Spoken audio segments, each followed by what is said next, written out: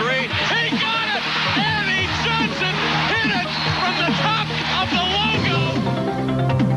Bringing it down. He threw it right to Pate. Ahead to McMillan. Game over. We go to game 4.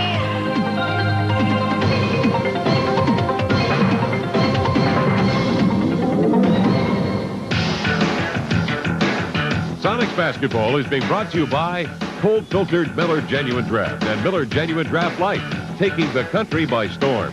Subaru, it's what to drive. Coca-Cola Classic, you can't beat the real thing.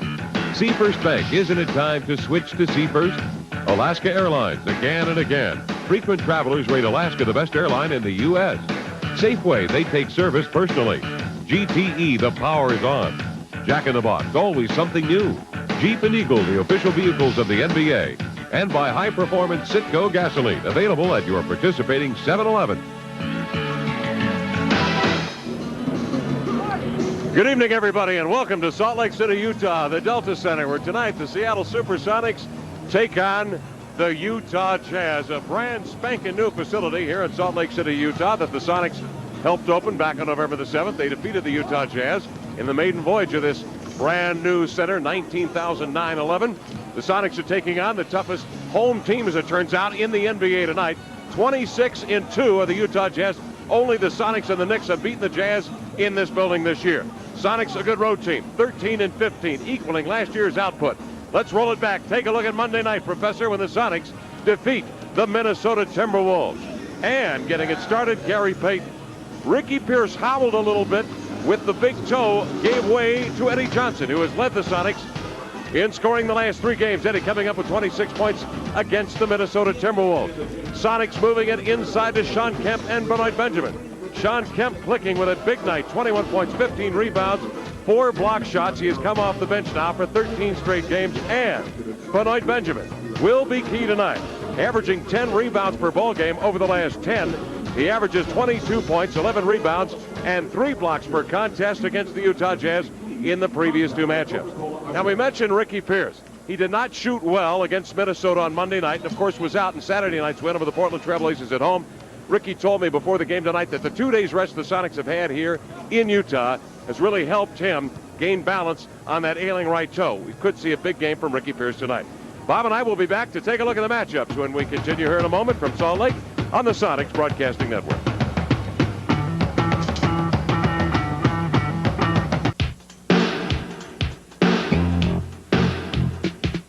Time now for the keys to the game, brought to you by your local Puget Sound Jeep and Eagle dealers, where you'll find the Jeep and Eagle, the official vehicles of the NBA.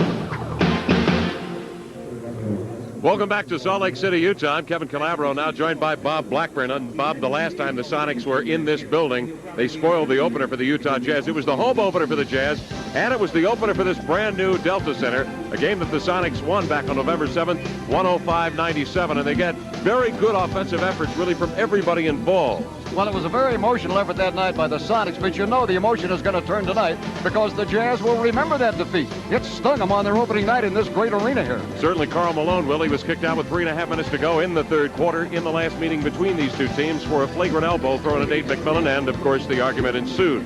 Sonics will be without Derek McKee again tonight against the Jazz, but the Sonics will have Sean Kemp in the lineup, a man who did not play in that November 7th win earlier this year. The Kemp's presence will loosen things up inside for Benoit Benjamin in his matchup with the somewhat immobile 7'4" Mark Eaton. That matchup, I think, will be key tonight between those two. And Mark Eaton, Bob, is being known around these parts now as a scorer. Well, as a scorer, and yet I don't know whether he'll score much against the Sonics tonight.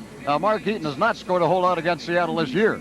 But he did, of course, against the Los Angeles Clippers on Tuesday night in the win at Los Angeles over the Clips. And, of course, his teammates exploded off the bench to welcome Mark Eaton into the ranks of scoring right up there with Stockton and Adrian Dantley and Karl Malone. Kevin, I tell you what, let Mark Eaton go out there 50 times tonight. Let him take all of those open shots he wants, and the Sonics win the ball game. Let's take a look at the first key tonight. I think it plays into checking Karl Malone, obviously. Well, to me, quick rotation on defense is very important tonight. I've been with the Sonics in practices the last few days. We know they're going to be doing a lot of double teaming and trapping on the two very important guys, John Stockton and Karl Malone. Now, to me, When you trap those guys, the real key thing is to rotate very, very quickly, because if you don't, if the man who is left open is John Stockton, he's going to kill you either with a three-point shot if he's the guy wide open out there, or if you do not cover his man close to the basket, he's going to whip that ball to him and have an easy two. So I think quick rotation tonight, very important. How about you? Problem in the past for the Utah Jazz, as you know, Bob, has been the lack of bench strength. Guys to back up Stockton and Malone, to give them a breather, to spell them. I think that's where the Sonics really could capitalize, specifically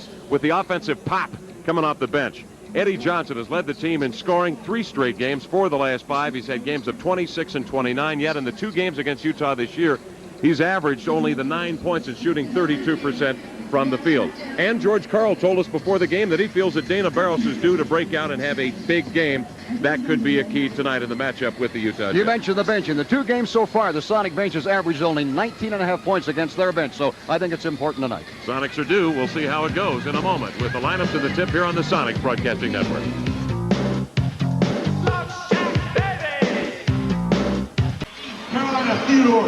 Welcome to Salt Lake City, Utah, the Delta Center tonight, where the Sonics meet the Utah Jazz. The Sonics 30 and 25 on the year. The Jazz leading the Midwest Division now at 38 and 19. Along with Bob Blackburn, I'm Kevin Calabro tonight here on our simulcast, and the lineups being introduced. Rather interesting, Larry Miller, the owner of the Utah Jazz, is out there along with Jerry Sloan and assistants Phil Johnson and Gordon Chiesa to welcome the Jazz to the floor. This game has got some significance to it in light of the fact that the Sonics and the Knicks, the only 2 teams this year to beat Utah in this building. Their 26-2 record at home, Bob, is outstanding. Kevin, I'm looking for a pretty good ball game tonight. The Sonics, you know, physically and mentally are ready. They've worked out 2.5 days here. I think they're ready. They may not win, but I think it's going to be one heck of a ball game. Let's take a look at the starting lineups brought to you by Subaru. Remember Subaru, it's what to drive.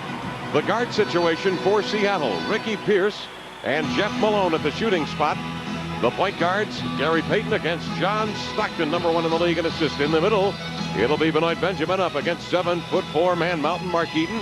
The wings will have Nate McMillan covering Blue Edwards, and down low, Michael Cage with assistance from his teammates on Karl Malone. Mark Wunderlich, joined by Danny Crawford and Nolan Fine, our officials tonight, and we're just about ready to get underway here in Utah. The Sonics and the Jazz have split this year 1-1. The tip is handled by the Jazz and John Stockton. Stockton will work it out on the flank. With it, Blue Edwards covered by Ricky Pierce, and immediately illegal defense called on the Seattle SuperSonics. Big Ben back in the purple paint of the lane as Mark Eaton was out around the 3-point perimeter. And the Sonics with a warning 10 seconds into this first quarter of play. Karl Malone will swing it in bounds now for the Jazz. Eaton will come to the ball, hands off to Stockton high on the right side. Covered by Nate McMillan. Good matchup between those two. Payton will pick up Blue Edwards. McMillan outside. Stockton comes off the Karl Malone pick to the inline. Rushes to the glass, a lateral step, and banks it up and in. John Stockton off the Malone pick on the baseline. Back come the Sonics. McMillan a pull-up jumper. Raised the fire iron. Rebound. A high one. Kicks into the hands of Jeff Malone. He'll unload it. Stockton will work across midcourt. Stops high on the left. Skips it in the corner with it. Blue Edwards. Edwards looking deep down on the low block. Double team Malone. Outside it comes to Stockton. Great 3-point shooter. Won't take it over to Edwards. He will. Long J won't go. Rebound. Weak side gathered in by Pierce. The outlet pass nearly went by Payton. Nice pass in the lane. Benoit Benjamin to the glass. Lays it up and in. So Gary Payton, after getting the outlet from Pierce, immediately grabbed it, looked down the floor, and met Benjamin with a beautiful hurl into the lane. Led him perfectly, and we're tied at 2-2. Here is John Stockton. Sideline right. Double team. Cage jumps out on it. Stockton beyond the 3-point line, wires a pass down low. Eaton is the open man, and he is fouled. Michael Cage hustling down there after double team. Stockton could not get there in time. This is what you were talking about in the pregame, Bob. Well, that's exactly it. You start trapping and you're going to leave somebody open. The thing they don't want to do is leave Mark Eaton too open under the basket. In that case, Michael was able to grab him before he actually went to the basket. You know, Mark, for both games this year, has made only 1 field goal in 7 shots against Seattle. Here's John Stockton on the inbounds pass, darting outside with 10:46 to play first quarter. We're tied at 2-2. Stockton picks up his dribble. Pivots by Payton over to Malone. Lean back jumper from the baseline is good. Jeff Malone. Malone averaging 20 points per ball game. Now Pierce breaks the other way. Jazz lead 4-2. Malone turns Pierce. Ricky flips it outside. Payton will work the point. Double high post with Benjamin and Cage stacked up on the free throw line. Payton will wait. Pierce will clear off the pick. He'll settle in, head of the key, double teamed over to Payton. Rotate it to the baseline. No, he'll take the open jumper and missed it. Long rebound grabbed by Ricky Pierce. Pierce will bring it back outside. Pierce will use some clock now as the Sonics set the floor. 10:08 to play. First quarter play. Pierce off the Benjamin pick. Hovers. Nice jump pass. Benjamin leans in. Nails a 12-footer on the move. Tonight, Benjamin. With his second basket, Ricky Pierce made a nice adjustment in midair, giving up the jumper to Big Ben, who was rolling into the lane. And the Sonics and Jazz are tied at 4-4. 9:52 to go first quarter outside Jeff Malone. Jump switch, Cage on Malone. Malone picks up the dribble, loops it low to Carl. Picked up on the weak side by Benjamin. The two collide. Karl Malone spins off, lays it up and in, rolling to the basket about 5 feet away. And the Jazz lead 6-4. Karl Malone's first basket. Outside with it, Nate McMillan. Nate checked by Blue. Edwards slips it over to Cage, end line left. Covered by Karl Malone. Up the Benjamin pick. Into the lane he comes. Loops it outside. McMillan will take a long step by Eaton. Underhand finger roll off the glass. Karl Malone grabbed the rebound. He and McMillan collide inside. Malone goes down, grimacing in pain. The foul is called on Nate McMillan. Well, I tell you, that's a tough foul to call because Nate had finished his drive to the basket. He was under there, and Malone went up in the air, came down over the top of him. That's a difficult one. I guess you have to call it, but it's a tough one. Well, the Sonics and the Jazz locked in a good one early. The Jazz leading 6-4 with 9:16 to go in the first quarter of play. Outside, Karl Malone covered by Benjamin. Scoop pass inside to Eaton. Tapped away by Cage. Grabbed by Ricky Pierce. Ahead it comes to Payton. Gallops down the right side. Spins away from Stockton. Loops it with the left hand over to Cage. The baseliner is good for Michael Cage. That was a nifty little pass across the lane with a left paw there from Gary Payton to tie it at 6-6. 8:53 to go first quarter. Payton's been sharp with 2 fine assists early. Jeff Malone outside, covered by Pierce. They spread the floor for Malone. Whips it over to Stockton. Popping out. Heads to the end line. Gary Payton reached in. Handcuffed Stockton. This will be a shooter, and they will send Stockton up to the free throw line. Well, one thing you have to do is you have to keep constant pressure on John Stockton. You like to pressure him when he brings the ball out of backcourt, and you like to keep the ball out of his hands and out of Karl Malone's hands as much as possible. Consequently, a lot of you will be watching it tonight, and you'll watch the Sonics doing a lot of overplaying on these two individuals as Stockton goes to the line. John Stockton hits the first free throw. He's a do-it-all type guy, isn't he, Bob? I tell you, he does everything, and of course, he's #1 in the league in assists, and he's #2 up there in steals. Yeah, he does it all. Stockton nails both free throws.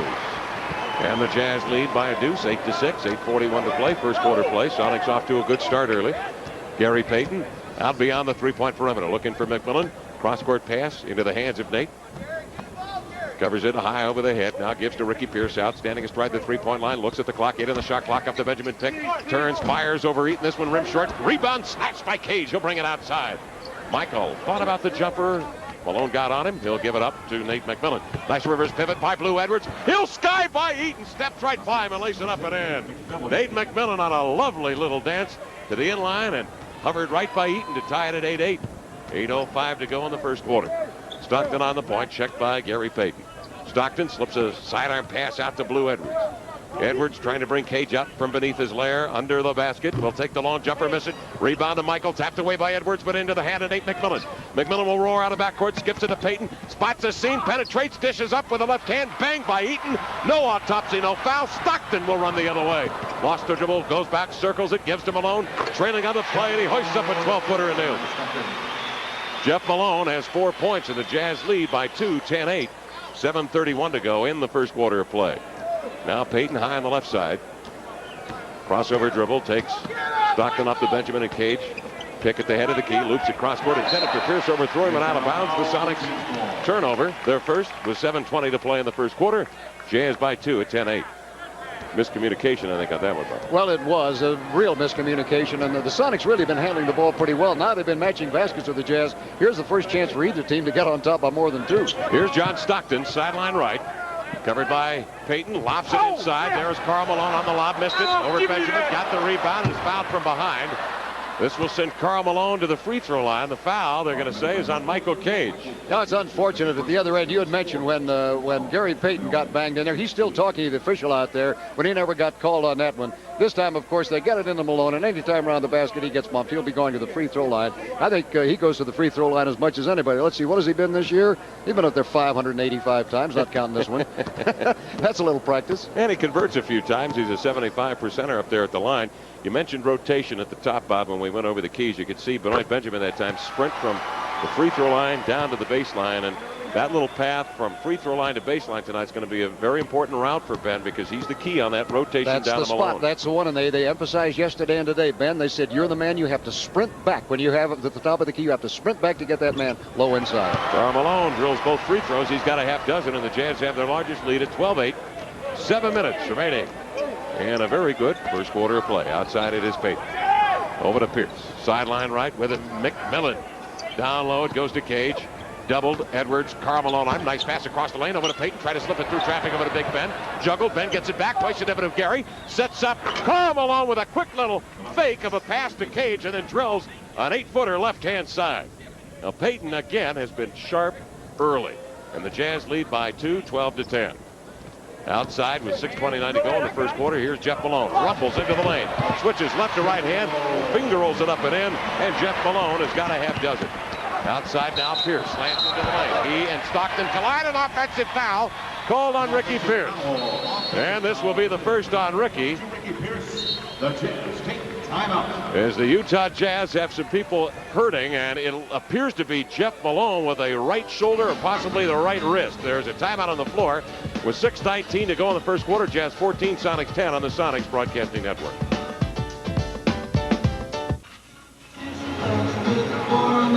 Well, the Sonics trail the Jazz 14-10, 6:19 to go here in the first quarter, and this half of Sonics basketball is being brought to you in part by Subaru. It's what to drive. Jeff Malone had got off to a good start, hitting three. His 3 for 3. He's gone to the bench with some kind of an injury. We'll have to wait and see a little bit later right now, and Tyrone Corbin has come in for him. Corbin, the swingman. Corbin averaging 18 points a game last year for Minnesota, traded for Thurl Bailey. It was a good acquisition by the Jazz. Stockton on top to Karl Malone, works head of the key. Karl Malone has 6 points tonight on 3 buckets. Gives to Stockton. Pick and roll back to Karl. Under threw it off his fingertips. Grabbed by McMillan. Ahead to Payton. Into the lane. Gives off to Ricky. Banks it up and in cleanly from 5 feet. 14-12 the count. The Jazz by 2. 5:50 to play first quarter. Blue Edwards will work outside. Covered by McMillan. Now Payton will pick up Stockton on the right side. Edwards cuts to the lane. Blocked by Benoit Benjamin. Beautiful block by Ben. Out to Payton. Lead pass to McMillan. Ambles down the near side, backs into Karl Malone, gives to Payton, hands off to Cage into the lane, try to slip it back to Payton, read beautifully by Stockton. He's got a steal. Motors across midcourt, slants into the purple lane. He's turned away by Ricky Pierce. Looking low for Karl Malone. Cage trying to slip around in front of Karl Malone. 14 on the shot clock. Stockton will skip it low. Karl juggles it, comes out deep to get it long. Jay got it. Oh man. Karl Malone drills one just inside the 3-point perimeter. Karl Malone with a half dozen in the early going. Here is Payton now. Payton has it sideline left.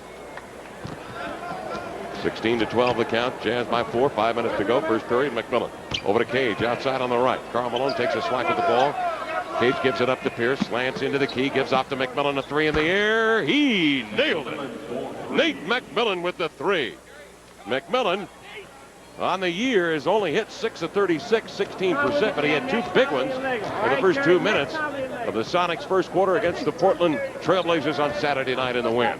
And it pulls the Sonics to within 1 at 16-15. Outside, checked closely as Edwards, and a timeout is called by the Utah Jazz. Timeout called by the Jazz. 16-15 the count. Jazz by 1, 4:30 to go in the first quarter. It's a 20-second timeout, Bob, which will allow the Sonics to bring in their second wave of substitutions. Well, I'll tell you, when you bring that second wave in, you bring some of the power, Eddie Johnson and Sean Kevin, guys like that, and when Derek McKee returns and Dana Barris, that second unit can be awfully, awfully powerful. This copyrighted broadcast presented by the authority of the NBA, the SuperSonics, and is intended solely for the private non-commercial use of our audience. Any publication, rebroadcast, retransmission, or other use of the pictures, descriptions, and accounts of the game without the express written permission of the NBA and the SuperSonics is prohibited. I've read this thing so many times this year, Bob. It's like a mantra for me. I kind of go into this transcendental state when I read You did not give anybody else credit there as you usually do. I thought Larry Miller might be included on approval here tonight. How about Barney Miller? Barney Miller. Okay.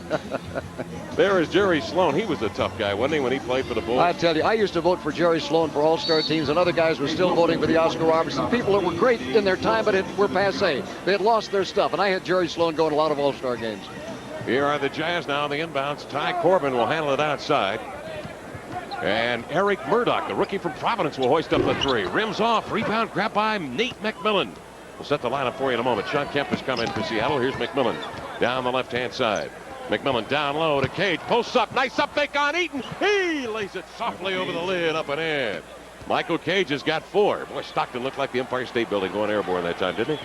Looked like a rocket shot from Cape Canaveral on that little up fake from Cage. Sonics take the lead after trailing by 4, 17-16. 3:56 to play in the first quarter. Outside Murdoch. Flips it over to Edwards. Down low.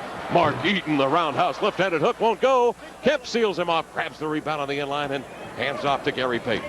Gary up the center of the floor. Looks left, feeds right outside. It's Nate McMillan. Down low to Cage. A touch pass. He goes up. Blocked by Eaton. Counts the basket.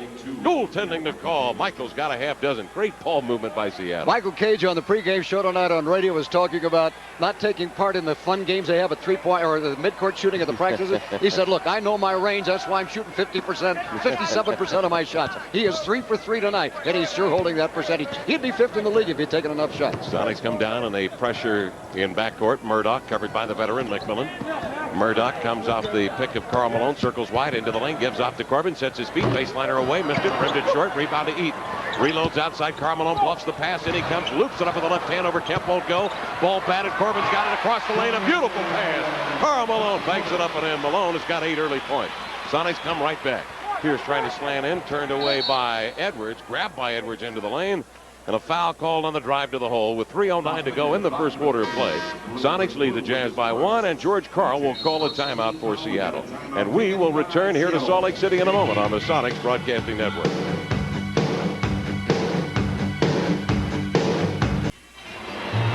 Well, it's time now to take a look at what's on tap by Miller Genuine Draft. The Sonics' next 3 home games. Sunday, the Cleveland Cavaliers come to town. Tuesday, the 3rd, Denver in town. Saturday, New Jersey. That's on the 7th. And call Ticketmaster. They'll set you up. 628-0888 is their number. Sonics lead with Eddie Johnson in the lineup. Seattle by 1, 19-18, 3:03 to go first quarter. Johnson outside, loops it low. Cage up fakes. Malone stands his ground, gives it back to Eddie. Down low to Michael. Dribbles outside, 11 on the shot clock. Skips it over to Payton. Cuts through the defense, into the lane, switches left to right, hand and left it short. Couldn't finish it. Nice play. Corbin the rebound, and in backcourt, Payton reaches in to try to tap that ball away, and a foul called by Nolan Fine is on Gary Payton. That is the second foul on Gary. Well, that puts the Sonics over the limit. They're going to the other end of the court. As Gary on that there, and it so happens so often when a guy will miss a shot like that, he'll try to make up. He'll try to make up for it, and here he comes around, sneaking around behind to knock the ball loose, and he gets his man. By the way, offensively, the Jazz have hit only 2 of their last 7 shots. Seattle's defense in that half-court offensive of Utah has really picked up, and they're getting tough in there. Eddie Johnson, now Dana Barros, Sean Kemp before the commercial, Michael Cage and Nate McMillan on the planks now for the Sonics. Corbin hits the first free throw. 6'6" forward out of DePaul. Played with Xavier McDaniel at AC Flora High School in Columbia, South Carolina. Hits both free throws. Corbin, a tough kid. Back come the Sonics, trailing now by 1, 2:43 to go first quarter. Johnson sideline left, looking low for Kemp. Sean double teamed by a huge Michael Brown and Tyrone Corbin. Johnson to Kemp, the 2-man play over to Kemp. Turnaround baseliner, won't go. Rebound grabbed by Eric Murdoch, rookie out of Providence. Murdoch across midcourt, quit. Left to right hand dribble into the lane. Lead in, Jay on the move, won't go. Rebound, Sean Kemp. Outlet pass to Nate McMillan. He'll take it right up the center of the floor. Draws the D over to Eddie. Baseline pop. Yes, Eddie Johnson. A layup for Eddie. I'm telling you, the way he's been shooting, Bob, you're right. Sonics by 1. 21-20, 2:11 to go first quarter play. Eddie, before anybody tonight, was on the floor shooting jump shots. He must have thrown up about 100 while we were out here watching him. Brown out high on the right. Michael Brown fakes left, goes right along the lane, stops and banks one in from 10 feet. Mike Brown, big load, 6'9", 260. George Washington down his 6th year. 1:51 to go, first period. 22-21, the Jazz by 1. Jeff Malone back in the lineup, flexing that right arm. Apparently stunned the right arm early on here in the quarter. Covers McMillan. Quick flurry of movement. Right to left. Gives over to Kemp. Left-hand side. Covered by Brown. Out to Johnson. Base. Long pop from the high left angle. Missed it. Rebound grabbed by Brown. Out it comes to Jeff Malone. Jazz by 1. Jeff Malone. A crossover right to left-hand dribble. Oh, a beautiful play by McMillan, who tomahawked him. Came right up over the ball and just took it right out of his hands. Unfortunately, it bounded out of bounds, and Utah will take it. Cage will come out as Benoit Benjamin checks in now at the 1:27 mark of the first quarter. Jazz with 17 on the shot clock. Here's the inbounds pass. It's muffed. Malone. McMillan with a steal. Lead pass to Johnson. The wraparound feed to Big Ben was a perfect pass, but Murdoch fouled him apparently before he got rid of the pass. Follows on Eric Murdoch, and this will be a non-shooting foul. Well, the officials called it that way. Eddie really jumped up. He was really mad because he thought he had gotten rid of the ball first. You know, McMillan started to the forward. He has switched back to a guard spot now, and he's on Jeff Malone, who, of course, is one of their leading scorers on that last one. It was hard to tell on the replay.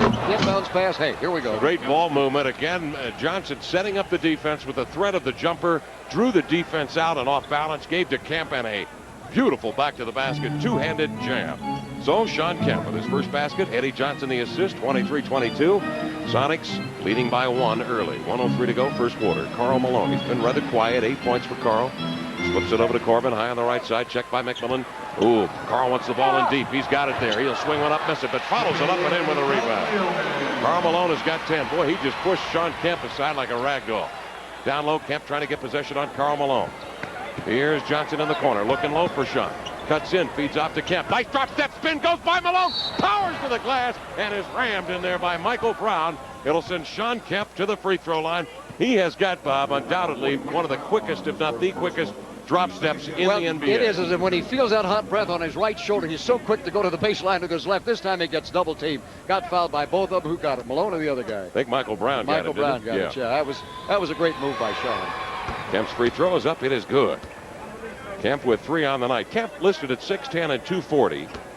And Karl Malone at 6'9" and 256. So Malone's got a little more bulk than Sean. A little more upper body strength. Second free throw off the mark. Chased to the corner by Michael Brown.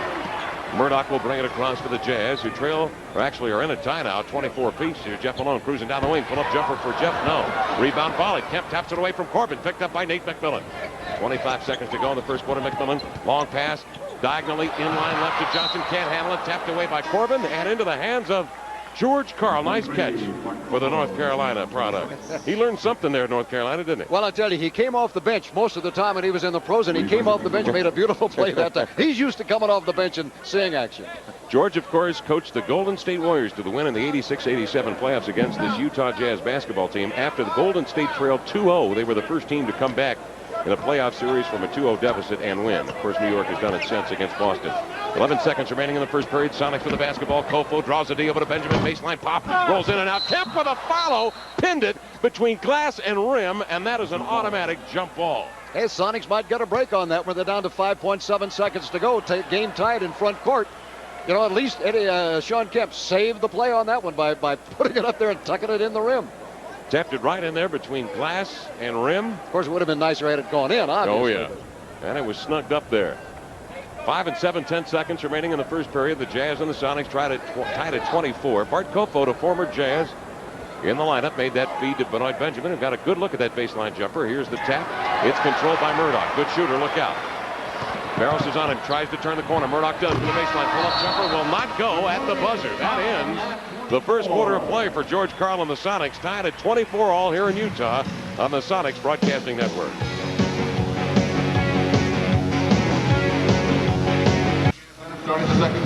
Frank Layden, Big Daddy, the president of the Utah Jazz, the man who, well, he resigned as coach in December of 1988, gave away to Jerry Sloan, and Layden has been just a big factor in the NBA's rise to prominence, hasn't he, Bob? A couple of interesting numbers here, too, Kevin. The Sonics had 12 points in the paint, and they had 10 fast breaks getting 5 points, or 5 fast breaks getting 10 points off of those. Here's Barros with a 3 to open up the second quarter. He drilled it. Dana Barros hits the home run.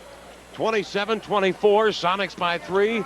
11:39 to go, second quarter play. Sonics with a couple of threes. Oh, Malone turned that ball over in backcourt. Danny Crawford says no. Malone covered by Kofod. Jeff Malone gives it outside to John Stockton. Trots down the far side. Quick burst of speed to the inline. He beat Dana Barros to the glass. Lays it up and in, but Dana didn't get any help down there. Stockton will head to the line on the foul to DB. I can't believe an official would not call that when he palmed that ball and went so high in this particular case. Well, I tell you, I don't think there was much of a foul. He got a hand on him early there, but I don't think it impeded his progress. Stockton to the line, hits the free throw. He's got 7. And the Jazz and Sonics are tied at 27 apiece. 11:23 to go in the second quarter. Barros picked up tightly by Stockton. Circles out of a double team as Jeff Malone sprints over on Dana. Dana now looking at a double team. Rotates it over to Kemp. Kemp dribbling outside. Hands to Kofod. 11 on the shot clock.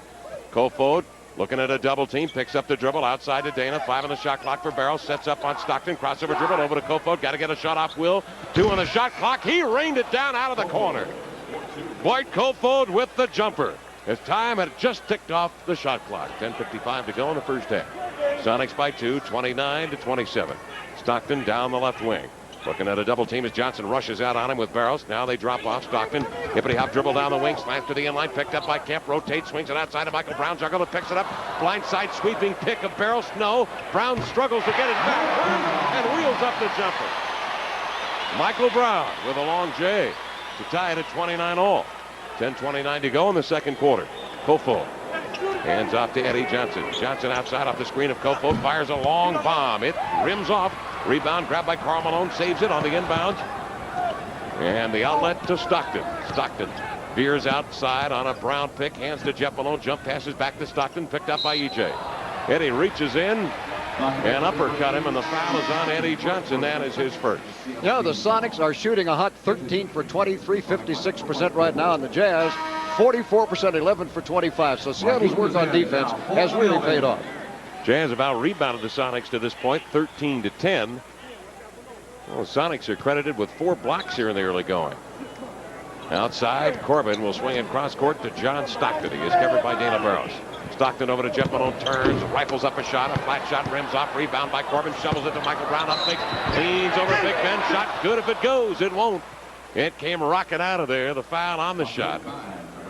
It was committed by Dana Barrows, Kevin, that injury to Jeff Malone, whatever it was, you remember he went off holding his right hand, and he has missed his last 2 shots on this particular play. Although he missed it, rebound was taken. Mike Brown hesitated, decided to go inside instead of outside, got fouled and misses the first one. Second foul on Dana Barrows as Mike Brown steps up for another one. Brown shooting 65% on the year from the stripe. Gets the second one to fall. 30-29. The Jazz lead by 1. 9:53 to go in the first half. Johnson, sideline left, covered by Corbin. Looking low for Big Ben, posted up.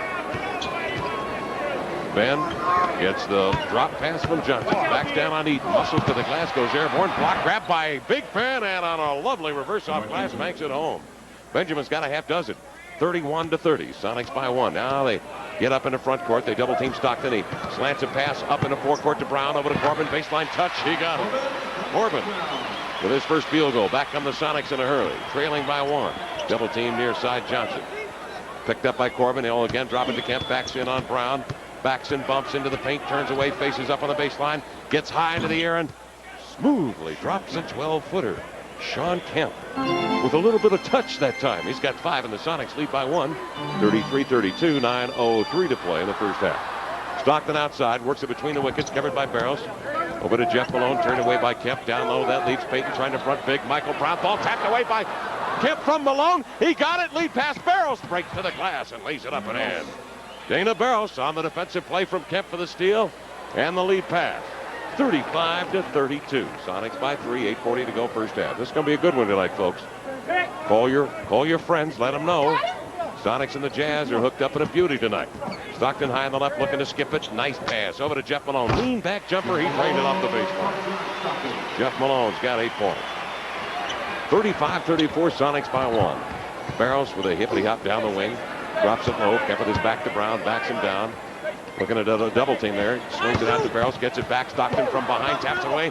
Sean will get it back. Goes into traffic beneath the basket. Went high into the air and it's tapped away by Mark Eaton. I tell you, Michael Brown and Mark Eaton banged him inside and there was no whistle on that play. Yeah, I tell you, Kemp got really hacked in the back of the head. George Carl is talking to the official on the near side. Let's watch as he goes inside there.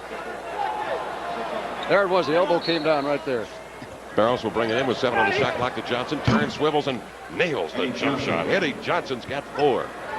37-34. Sonics on top by 3. 8 minutes to play in the first half. John Stockton working down the wing. Covered by Dana Barrows, who's played a lot of point in the period. Fronting Edwards inside as Gary Payton. Illegal defense is called on the Sonics. This time it's whistled on Sean Kemp. And this is a violation on the SuperSonics, which will give Stockton a free throw and possession for the Jazz. Sean Kemp should be called on that. Mark Eaton should be called almost every time the Jazz get back on defense. They play probably the best disguised zone in the NBA. He is a zone. What are you talking about? That's right. Stockton hits the free throw. Stockton has 8 points. And in will come Ricky Pierce for Eddie Johnson. Johnson has hit a couple of baskets. You know, Eddie has averaged 32 minutes the last 3 games, and he has averaged 26 points as he led in those games, as you pointed out earlier. Sonics bringing in bounds and immediately foul call. This is on Dana Barros. Boy, the Sonics are really piling up the personal fouls. That is the 3rd on Dana Barros.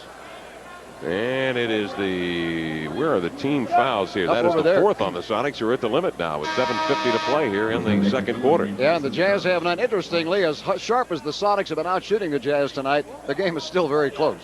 Jazz bringing in bounds, Corbin and Stockton. Michael Brown, Mark Eaton, Blue Edwards with a pass from Stockton. Glides to the glass. Beautiful little lob in there, a lead lob. Jeff Malone caught it and angled to the glass. He is actually Blue Edwards, beg your pardon, Edwards with his first basket tonight. Here's a ball juggled in the lane, grabbed by Michael Brown. Lead pass to Corbin, breaks the head of the knee into the lane, up to the left. And the right-handed lay, and he's got a half dozen. 39-37, the Jazz by 2 with 7:22 to go here in this first half of play. Now it is Gary Payton working with it. Payton high on the left.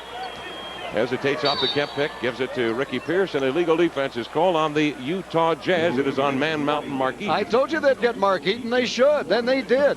You know, that last turnover really created another situation. Sean Kemp has had a problem this year, and the one thing he has to work on is that dribbling into that packed-in lane when it's packed in like that. He should pull up and do something else. He dribbled in and had it taken away, and it got to an easy fast break. Here's Pierce, turns on the left side, drains a 15-footer. Ricky Pierce. Pierce has got 4 points. 39-39 the score, 7:02 to go here in the 2nd quarter of play. Dave Preifeld, our statistician, points out that the Jazz are staying in this game with free throws. They are 9 out of 10. The Sonics are 1 of 2. They've outscored the Sonics by 8 at the line. Here's Michael Brown, high right-hand side of the key. Brown outside to Stockton, lunging for the ball is Pierce. Crowd wanted a foul. They won't call it. Stockton will take a 3. Great percentage from there. He drilled it. John Stockton has got 11 points. Number 6 in the league in percentage at 42%. 42-39, Jazz by 3. Pierce fires one outside of McMillan, head of the key, off the pick from Benjamin, gives back to Benny, squares for a 15-footer, rims off, rebound to Mark Eaton. 6:27 to go in the 2nd quarter. Jazz lead by 3. Stockton skips it low to Michael Brown, puts the ball on the floor right, spins back to his left, hovers with a 12-footer that rims off, rebound grabbed by Kemp, outside to Payton, long diagonal pass, forecourt right, with it McMillan to the trailer. Pierce plants his feet, covered by Eaton. Eaton drops down, Pierce open, 20-footer, bangs off the backside, grabbed by Blue Edwards. Edwards will weave out of backcourt. Comes into forecourt. He's picked up by Payton. Looks for the trailer. The Stockton outside. They will set up the floor with 14 on the shot clock. Edwards down low. Gets the lob from Stockton. Up fakes to the glass and loops it up at him with the right hand. Blue Edwards with 4 points. They're working that little lob pass from Stockton to Edwards with success, at least the last couple of trips down the floor. And the Jazz, as a result, lead by 5. Their largest lead, 44-39. 5:37 to play in the first half. McMillan has it outside. He's checked by Edwards. Skips a low pass to Pierce. Spins on Corbin to the glass. Corbin was on his hip. Came over the top to ram him. The foul on Corbin will send Ricky Pierce to the line. And Ricky has just a little mini streak going around. Now he's made his last 6 in a row. We have a timeout called. The 5:28 left here in the first half. And the Sonics trailing the Jazz 44-39 on the Sonic Broadcast Network. Now the Sonics trail the Utah Jazz 44-39. We're in the 2nd period with 5:28 to play. And the Jazz have been very hot in this 2nd period. The Jazz hitting 8 out of 10, 80%. The Sonics 7 out of 12, 58%. That's field goals. Ricky Pierce will head to the free throw line. And Ricky, who has had streaks of 62 and 75 consecutive free throws to the line, tosses this one up and got it. Pierce with 5. As we mentioned, the Jazz have outscored the Sonics at the line. Jazz 9 out of 10. The Sonics now 2 for 3. Ricky Pierce sets his feet, a deep breath, bend at the knees, loops it up, got it. Ricky with a half dozen after the made free throw. The Sonics try to double team Stockton. He slips it between the double team of Cage, and Payton gives to Karl Malone, runs into the lane, drew the D, over to Eaton with a two-handed turn. Mark Eaton. Jazz by 5, 46-41, 5:15 to go in the first half. McMillan, Cage, Kemp, Pierce, and Gary Payton on the floor. McMillan out beyond the three-point line, over to Pierce, open baseliner, got it. Ricky Pierce sneaks away to the baseline. Gary immediately fired it over there. Sonics want to keep the ball out of the hands of Stockton, bringing it up, and Blue Edwards will handle it down the wing. Payton trying to deny Stockton the ball, can't. Edwards hands off to Stockton, runs to the inline, switches hands, doubles outside to Benoit, who went into the air and is hammered Foul is on Nate McMillan. That is the second on McMillan, and it will put the Jazz now at the free throw line. Well, the Jazz have been changing things up a little bit this time. Stockton gets inside, gets picked up in there by Kemp, can't shoot, gets it out to Benoit, got fouled. That last shot made by Mark Eaton, though, the Jazz are getting a lot of shots in the paint, a lot of jams off their transition, and they have now hit 9 out of 11 field goal shooting percentage in this second quarter.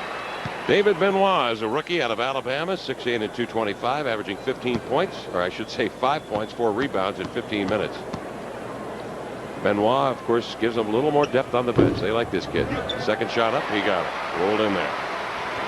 48-43, the Jazz lead by 5. 4:48 to play in the first half. McMillan backpedals down the wing. Kemp comes out to screen on Edwards. McMillan circles off the pick, and illegal defense is called on Mark Eaton again, Bob, and this time the Sonics will get the free throw and possession. Well, for those of you who watch on television, and I just watch Mark Eaton, what he does, he keeps hanging back in the paint. He will not come out on his man. You're allowed to hold back a certain amount, but when you just stay way back in the paint and don't come within a certain area of your man out there, it's going to be an illegal defense, and I'm glad they're calling it on him tonight. They should call it more than they do. Ricky Pierce, meantime, hits the free throw. He's got 9, and the Sonics will swing it in bounds. 48-44, Jazz by 4, 4:41 to go. We're in the second quarter here in Salt Lake City, Utah. The Sonics come in tonight with a 30-25 mark, 5 over the 500, and they have won 4 straight. Here's Gary Payton on the point, checked by Stockton, skips it over to Pierce. Covered by Benoit, the rookie. Pierce will set him up as they isolate the two. Benoit leans in, tried to grab at the ball immediately. Mark Wunderlich whistles a foul. Boy, these officials have really been calling it tightly tonight, Bob. Well, they have, but the Sonics still have only two team fouls against the Jazz in this period, so Seattle may not get into that penalty shot time in this period at all. Now Pierce slants out on the near side of the ball, swings it left, takes it right. He scoots right by Benoit with a lovely running hook shot.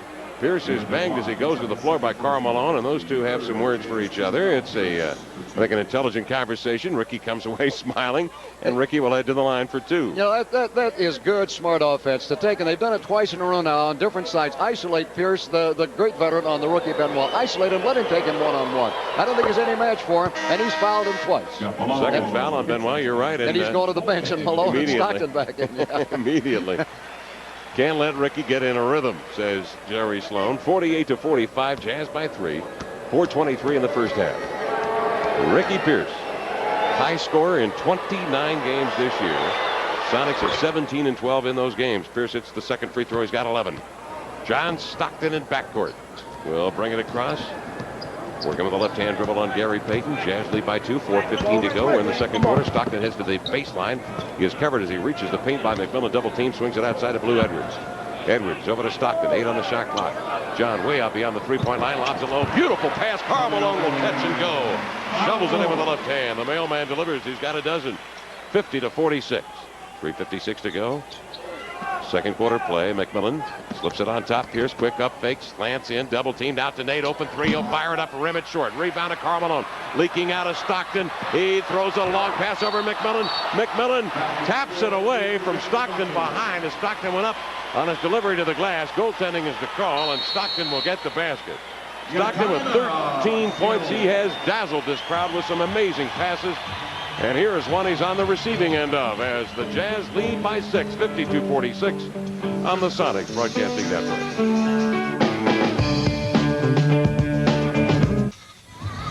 From the Delta Center in Salt Lake City, Utah, hello again. Along with Bob Blackburn, I'm Kevin Calabro. Good game here in the second quarter. The Jazz leading the Sonics 52-46, and the Jazz with some awfully hot shooting. Well, they're getting their transition game going. 11 out of 13, 85%. The Sonics doing well, 8 for 14, 57%.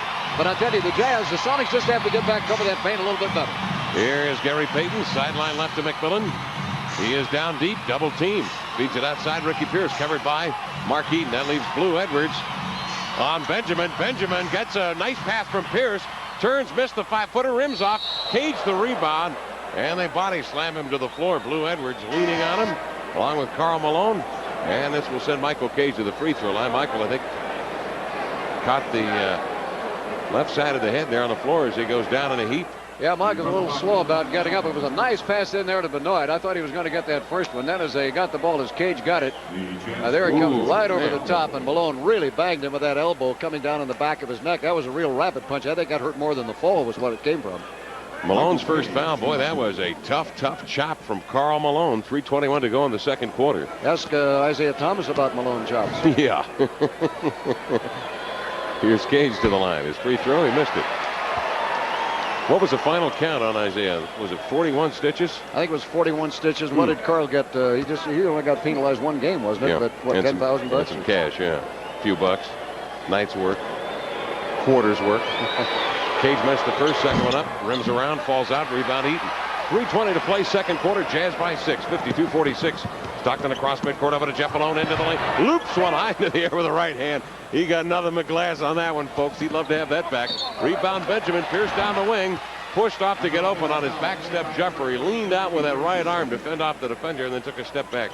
And that is an offensive foul on Ricky. Second foul on Rick. Turnover to the Sonics, who trailed the Jazz by 6. 3:05 to go in the first half. Edwards outside to John Stockton. John from Gonzaga. Quick burst of speed to the inline. Was he held out on the floor by Gary Payton? That's my suspicion, and that would be the third on Gary. If it is, Bob, it is. The it is, and Gary comes back hands on hips wondering, they allow hand checking in this league, and I don't think Gary has done any more than just barely grazed a hand on him. I don't think it has really been the type of, they say no harm, no foul. I don't think there's been any harm in either one of those. Now, you obviously you can't guide a man, attempt to guide a man by hand checking, but apparently that was the interpretation of the official. Payton now will go to the pine, and then will come Nate McMillan for the Sonics. 2:56 remaining here in the second quarter play. Cage is obviously irate as he comes out in front of the bench here. He is telling Nolan Fine in no uncertain terms that was a flagrant foul that Malone hit him with. 54-46, Sonics down by 8 in the mid-post. Benjamin double team. Stockton stripped him.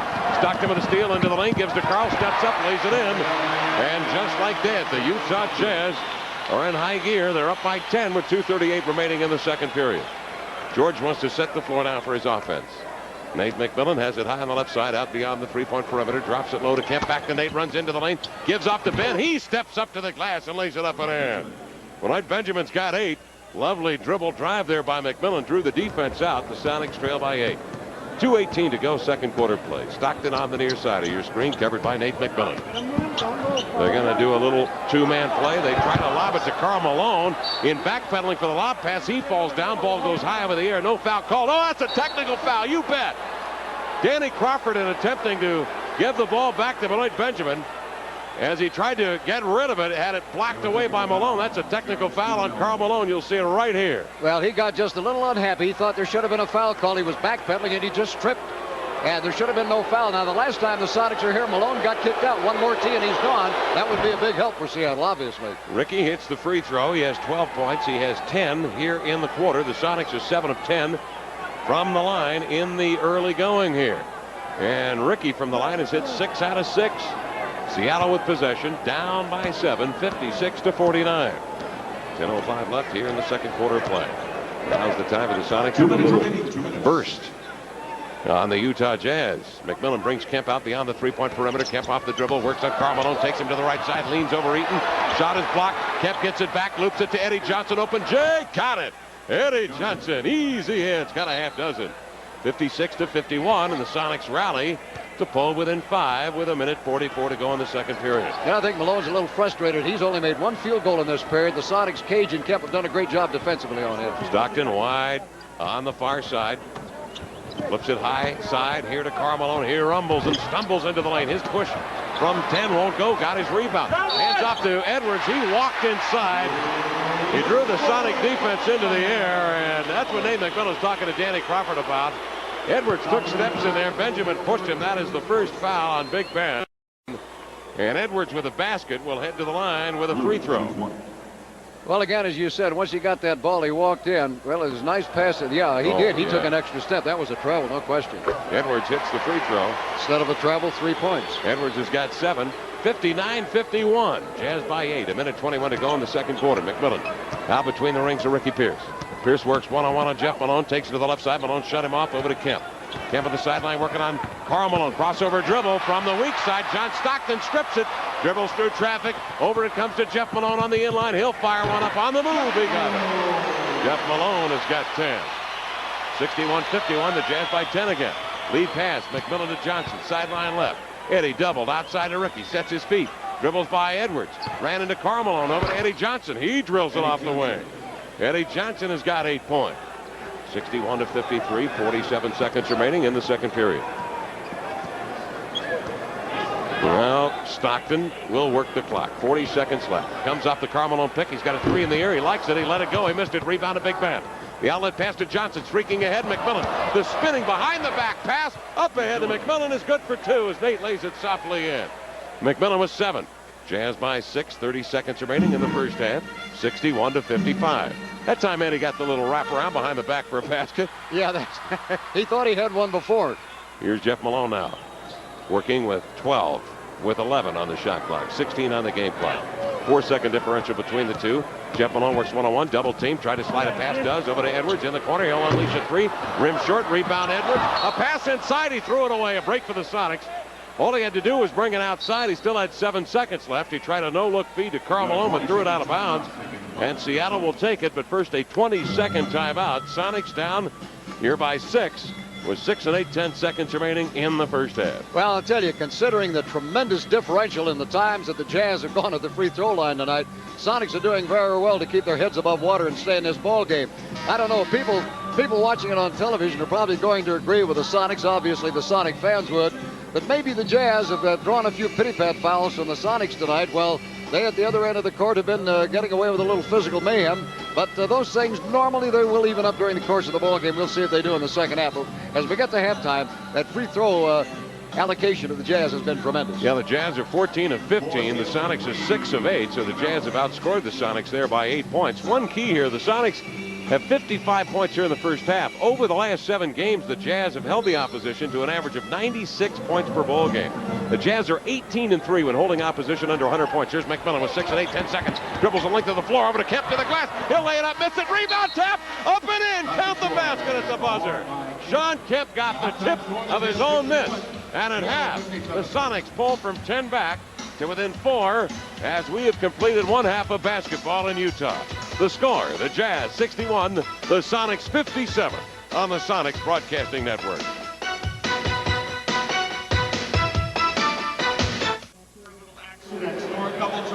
Welcome back to Salt Lake City, Utah. I'm Kevin Calabro along with Bob Blackburn. We are hooked in a good win at half. The Jazz by 4, 61-57. Bob? Well, Kevin, I think you made a good point there a few moments ago when you talked about how well the Sonics are doing scoring-wise, and they are staying up with the Jazz right now. And they did knock that margin from double figures down to only 4 points at the halftime. I think the Sonics very much are in this ball game. They're playing pretty well. Sonics led by the 12 of Ricky Pierce, but the scoring has been distributed, and the Jazz led by the 15 early of Stockton, the 14 of Karl Malone. At half, 61-57 on the Sonics Broadcasting Network. David Thompson has it. He puts up a long shot. Goal! And the buzzer! The Sonics win! Great moments in Sonics history is brought to you by Old Spice. Cool, crisp, and clean. It puts the wind in your sails.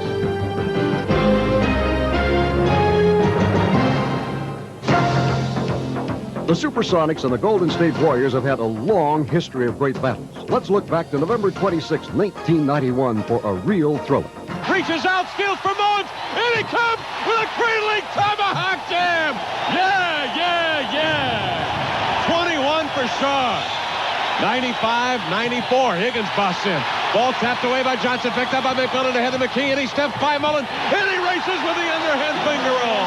And the Sonics come back to a 96-95 lead. March 28, 1975 provided another thriller for Sonics fans. Seattle was close to locking up its first ever playoff spot. And with a win on this Friday night, the Sonics' magic number would be down to 1.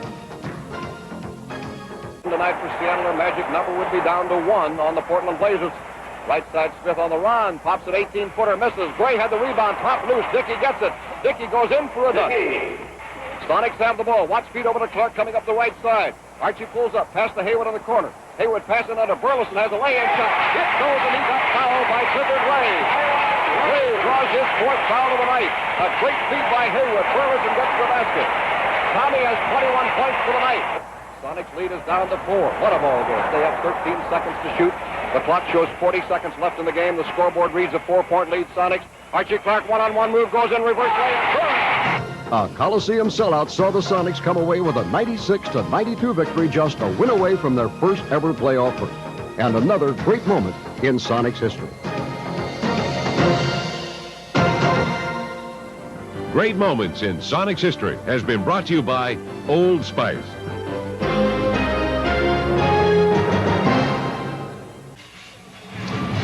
At halftime, the Jazz lead the Sonics 61-57, and let's now review our tape, shall we, Professor? Our GTE power play brought to you by GTE, where the power is on. Eddie Johnson known as a scorer. Not necessarily. Here's Benjamin, the outlet pass ahead to Eddie Johnson. The wraparound by Stockton, skips it ahead to Nate McMillan, hovers around the lid and lays it up and in. What a beauty. Eddie had 2 assists there in that first half. Little wraparound, steps by Stockton ahead to Nate McMillan. Made on the way to the hole, had 7 points, 5 assists there in that first half. The Jazz lead it 61-57. More numbers and a review in a moment here on the Sonics Broadcasting Network. Sonic Spotlight is brought to you by Novus Windshield Repair Company. If anyone tells you your windshield has to be replaced, call 1-800-55-NOVUS first. It can almost always be repaired. I'm Bob Blackburn for Sonic Spotlight. Seattle has had 10 players named Johnson wearing Sonics uniforms over the past 25 years. But only one has ever worn the number 27, and that was forward John Johnson. John, better known as JJ, came to Seattle from the Houston Rockets 4 games into the 1977-78 season, and the 7-year veteran found himself surrounded by a unique group of talent. Johnson adapted into a point forward for the team, and the Sonics surged all the way into the 1978 NBA Finals. Seattle had essentially the same cast of players the following season, but they also had something special. We had, as the slogan goes, the right stuff. You know, we had smart, crafty veterans. We had young, you know, good guys that could play the game, like Jack, Gus, Dennis Johnson, Lonnie Shelton. And then we had myself, Freddie Brown, Paul Silas, Audrey Snyder. Everybody on the team could contribute on any given night, and that's what made us such an effective and unique ball club. June 1st, 1979 will always be one of the standout dates in John's life. That was the most satisfying moment during my career. You know, that's what it was all about. That's what you work for. Is the ultimate goal is to win a championship. JJ ended a 12-year NBA career 10 years ago, but he still plays ball every week for the likes of Fred Brown and Slick Watts. And at the Sonics Legends game last August, John was looking forward to playing before the fans one more time. I don't know whose team I'm on, but I don't want to be on those guys' team that's out of shape and got pot belly. I still like to win. JJ today is the owner of the Sub Shop in Kirkland, a great place to eat and to get an autograph. For Sonic Spotlight, I'm Bob Blackburn. Sonic Spotlight has been brought to you by Novus Windshield Repair Company. Sonics basketball is being brought to you in part by the performance, protection, and quality of Pennzoil Motor Oil. Isuzu, right on the money from the Northwest. Ernst & Dutch Boy, teaming up to keep you in the paint. Always the right price, always. Horizon Airlines, Seattle to Spokane every hour. Seattle to Portland every half hour. Les Schwab, their business is earning your trust. Budget Rent-A-Car, the smart money is on budget. City University, your window to a world of opportunity. Bally's Pac West with 8 locations in the Puget Sound area. And by high-performance Citgo gasoline. Available at your participating 7-Eleven. At halftime, the Utah Jazz lead the SuperSonics 61-57. And before we start the third quarter, let's take a look at the in-the-paint stats. Brought to you by Dutch Boy for the look that lasts. Well, the Sonics had 4 blocks, the Jazz with 4. Mark Eaton had all 4. Nate McMillan had 2 for the Seattle SuperSonics. Offensive rebounding, Jazz by 176. Total rebounding, then Jazz out-rebounding the Sonics 20-17. They are a very good rebounding team, ordinarily out rebounding the opposition by 3 rebounds per ball game. So that's the way it went in the paint tonight. And now let's take a look at the Pennzoil halftime statistics. The SuperSonics were 24, 42, 57%, had 1 more field goal. Then did the Jazz, who were 23 for 43, 54%. Difference clearly was at the line where the Jazz were 14 out of 15. Stockton 6 for 6, 93%. Sonics 7 for 10, outscored by 7 at the line, 70%. And Ricky Pierce was 6 of 6 for the Sonics from the line. 20-16 in assists. The Jazz led in that category. John Stockton, who's number 1 in the league, had 9. turnovers. Sonics 7 for 12 Jazz points. And the Jazz with 5 turnovers, and the Sonics capitalized for 11 points. Stockton leading the scoring with 15. Karl Malone 14. Jeff Malone 10. Ricky Pierce led the Sonics with 12. Benjamin and Johnson check in with 8 apiece. So we head to the third quarter of play. What do you expect in this period, Bob? Well, I'll tell you, I think the Sonics, if they can toughen up that defense inside, Kevin, they're moving the ball well. You'll recall in the second quarter, they got most of their offense out of their half court and still shot 57%. If they can get more out of transition, toughen up the defense against the Jazz transition, I think they're right back in it. Sonics were good from jump shooting range. Eddie Johnson 4 of 6 in the first half, and Ricky Pierce 3 of 5. High on the left, Nate McMillan.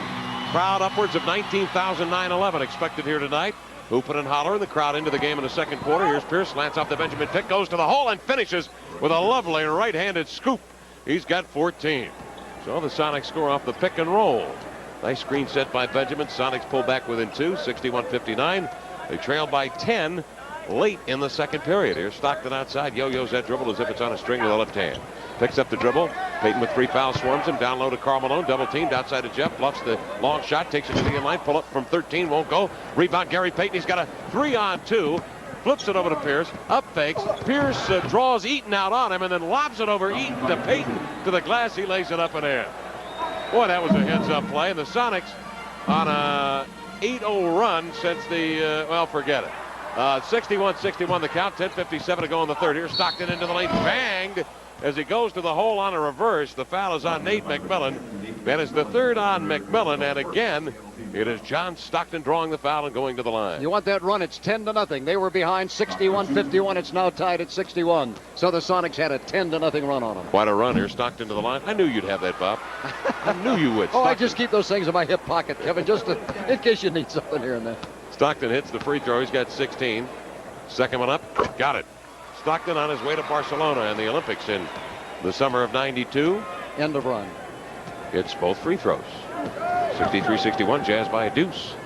Here's Payton. On top it comes to Ricky Pierce. Covered by Jeff Malone. Fakes right, moves left. 15-footer. Rolls it up and bangs and clangs off. Rebound to Edwards. Edwards ahead to Jeff Malone. Jeff down the wing. Working off the dribble. They're forcing the ball into the hands of Jeff Malone if at all possible. Then low it goes to Karl Malone. Back to Stockton. Blocked beautifully by McMillan. His third block of the night. Payton will bring it the other way. Dashes to the inline. Circles by Eaton on the face. Reverses the pass over to Pierce. Back outside to Gary. In deep. Benjamin to the glass. Lays it up and in over Karl Malone. Big Ben's got 10. And boy, the Sonics working that ball around. Seattle and Utah tied at 63 all. Just underway here in the third period. 10:07 remaining. Again, it's Stockton off the Karl Malone pick. Stockton cuts hard to the head of the key, skips it over to Jeff Malone in the corner. Touch passes back outside to Stockton. Shakes right, moves left into the lane, splits the D, draws it outside of it to Karl Malone. Now to Edwards, 3 in the air, got it. Blue. Edwards has got 10. 66-63. Sonics trail by 3. Quickly Pierce. Forecourt right down to the baseline, covered by Edwards. Quick burst of speed. Pierce slants by him. Edwards reached in to poke it off the thigh of Pierce. We've got officials disagreeing now. Mark Wunderlich will step in. Initially, Nolan Fine was going to give it to the Jazz. Wunderlich says, nope, give it back to Seattle. Well, he had the better view on it. There's no question. The Jazz have been getting a lot of breaks tonight. That was not a break. That was an obvious call that Wunderlich simply, or rather Fine, just simply missed on. 9:38 to go in the third quarter. Jazz 66 and the Sonics 63. McMillan on the baseline will bring it in bounds. Pierce comes to the ball, gets it on the inline, leans over Jeff Malone, high into the air with a jumper, missed it, rebound to Karl Malone. Puts it into the hands of John Stockton, and we've got a technical foul called. And this is on Ricky Pierce. Technical called on Ricky Pierce. I think Ricky thought he got fouled on that last shot. Ricky is normally a guy who doesn't complain much to the officials. If Ricky had something to complain about, I don't know what it was, because we may have gotten blocked off by Mark Eaton's body, but I think he had a legitimate beat. Yeah, I think he was still griping about that last call that they made, and possibly wanted a foul on Blue Edwards when he made that cut into the lane. At any rate, Jeff Malone misses the free throw. Malone is an excellent free throw shooter, number 7 in the league behind this man, Ricky Pierce, who is number 2 in the league in free throw percentage. Jazz will bring it in bounds. Stockton leans on Payton to get the ball out of backcourt. Will bring it across. Flips it to Jeff Malone high on the right. Now to Karl Malone. Open 18-footer. He'll let her fly, and he drilled it. The mailman's got 16. He had 10, remember, in the first quarter. The Sonics checked him well in the second period. 68-63. Jazz by 5. McMillan. Cross-court pass. Left-hand side of the key to Ricky Pierce. Looking for Ben. High on the left post, turns, faces up on Eaton, dribbles into the lane, takes a long step, flips one up on the roll to the hole with 12 feet between he and the lid, and knocks it down, nothing but cord. He's got a dozen. Boy, that was a nice little flip. Benoit is not fast, but he can't match him for speed either. Nope, and he's not bashful. He took it in that time. 68-65. Jazz by 3, 8:50 to go in the third. Stockton outside. Payton just kind of hanging around, shadowing Stockton. Out beyond the three-point perimeter. Hesitation, left-hand dribble off the Carmelo. Pick to the inline, reverses the pass. Over to Blue Edwards, and he nails a number 3. Another 3 for Blue Edwards. He's got 13 points. Coming in, he was 24-74. 32% from three-point range. Jazz lead by 6, 71-65. Here's Pierce outside of three-point land. Jab steps, now will hoist up the 3 over Edwards. This one rims off. Rebounded Jeff Malone. Malone's got a 3-on-2. Karl Malone filling the lane. Jeff skips it over to Edwards into the lane. A reverse up on the right hand, left it short. Rebound tap. Karl's got it up to the glass, leaves it in. And George Karl wants a timeout. With 8:10 to go in the third, the Utah Jazz have snuck out to a lead of 8, 73-65 here on the Sonics Broadcasting Network.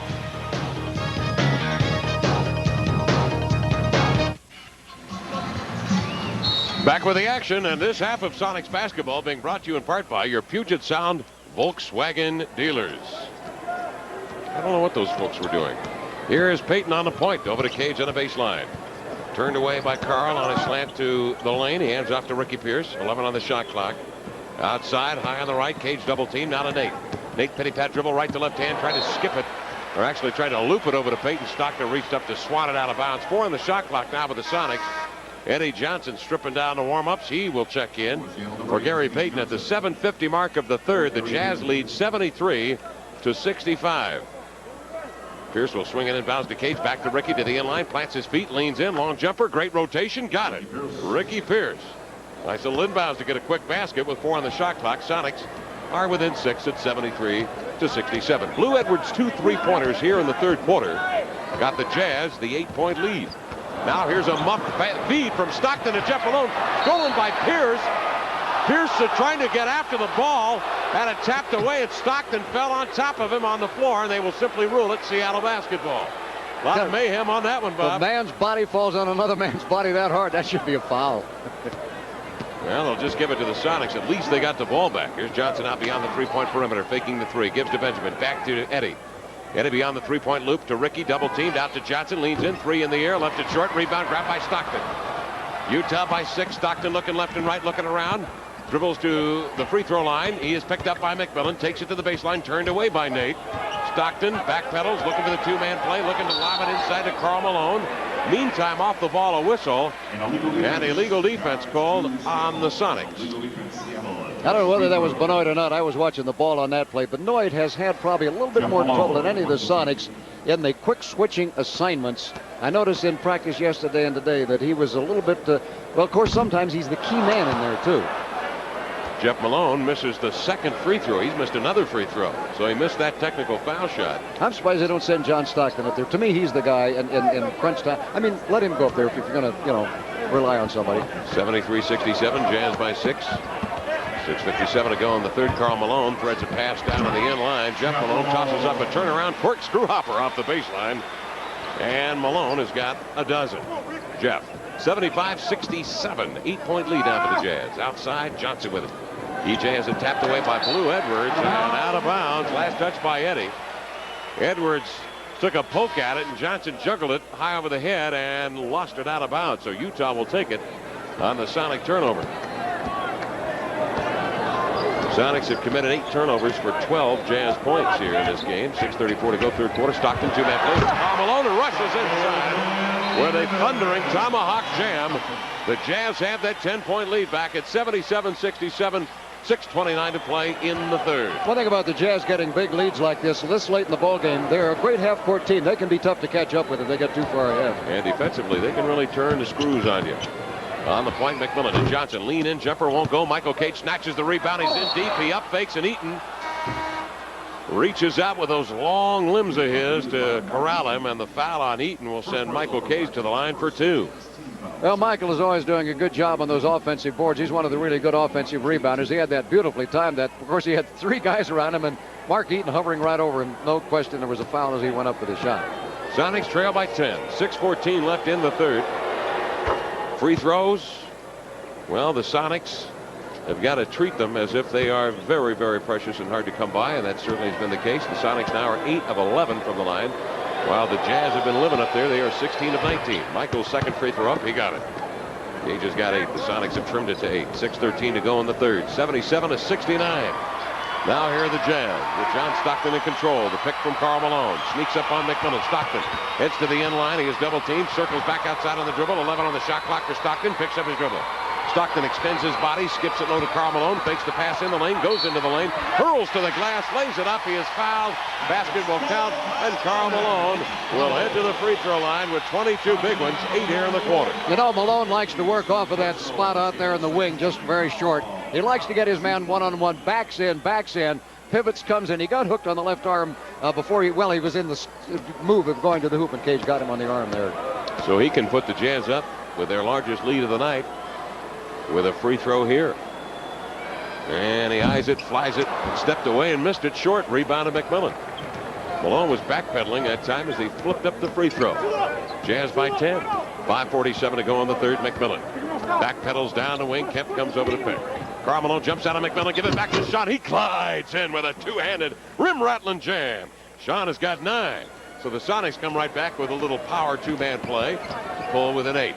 Stockton out on the wing. This time looking for Edwards inside. They'll flare out for Stockton. He'll dribble drive into the lane. Stripped of the ball beautifully by McMillan.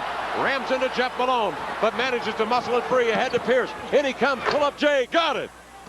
Ricky Pierce with 18 points. What a strip that was by McMillan. How did he do that? He just took it right out of Stockton's hands on the baseline drive. Now John Stockton again will challenge McMillan on the wing. Give it to Karl Malone in the key. Takes it rumbling, stumbling down the right side. His shot is blocked by Kemp. It's grabbed by Eddie Johnson in a foot race with Edwards. He'll beat him to the glass. Lay it up and good. He is fouled. And Eddie Johnson will head to the free throw line. A chance at a three-point play. That would put the Sonics to within 5. Fans are yelling on that last one, booing, but Eddie Johnson on a nice full-length drive that time, following that steal, and Stockton reached out and grabbed him. I tell you what, though, if the fans really want to see a replay, I think they should have seen that extra step that Karl Malone took on his drive up the paint on that last play. Oh, that was a tremendous block by Sean Kemp that time. All ball as Kemp muscled it away from Malone to get the drive started. Now here's Johnson to the line. He lays it up and in on the free throw. Eddie's got 11. 79-76. Sonics pulled, when I say a moment ago, 4. It's 3. 79-76. 4:50 to go in the third. Eric Murdoch, the rookie from Providence, outside, giving John Stockton a breather. Murdoch working beyond the three-point line with a left-hand dribble. Murdoch looking on the baseline. 7 on the shot clock. Over to Karl Malone. Works in on Johnson. Eddie comes in and chops him with a foul, sending Karl Malone to the line. Eddie was a little upset that time because Karl Malone simply grabbed him and moved him right out from his perch inside. Yeah, there was no question that Eddie Johnson fouled Malone, but Malone had fouled him to get that position, which he got, and of course he didn't get called on that one. Karl rarely does down on the low blocks. That is his turf, his domain.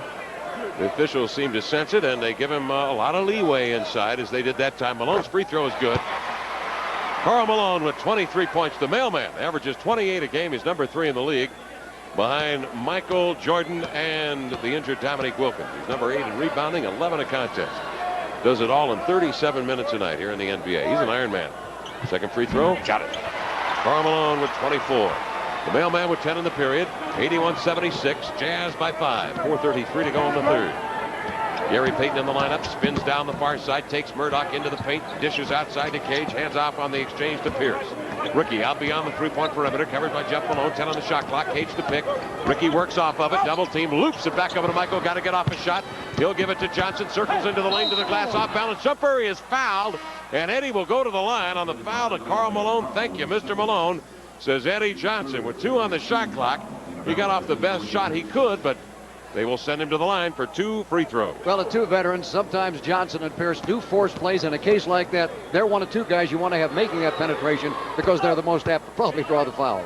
Eddie Johnson with a dozen. EJ in his last 2 games has scored 26 against Minnesota and 29 in the win over Portland. He leads the team in scoring in the last 3 straight. Johnson's second one up, got it. Eddie with 13 for the ball game. He and Ricky Pierce have been the guys. Pierce with his 18. Big Ben has picked up 12 in the middle. Jazz by 3, 81-78. 4:06 to go in the third. This is a beauty. Murdoch Over to Malone, a change of pace, left-hand dribble, cuts into the lane, lean back, shot from the paint, won't go. Rebound to Cage. Out to Dana Barros, ahead to Gary Payton. Drop step, spin to the inline on the roll. Double teamed out to Cage, pull up 15-footer. Yes! Michael Cage has got 10. Set up beautifully by Gary Payton, and the Sonics rally from 10 back again to pull within 1 at the break. 3:47 to go in the third here on the Sonics Broadcasting Network.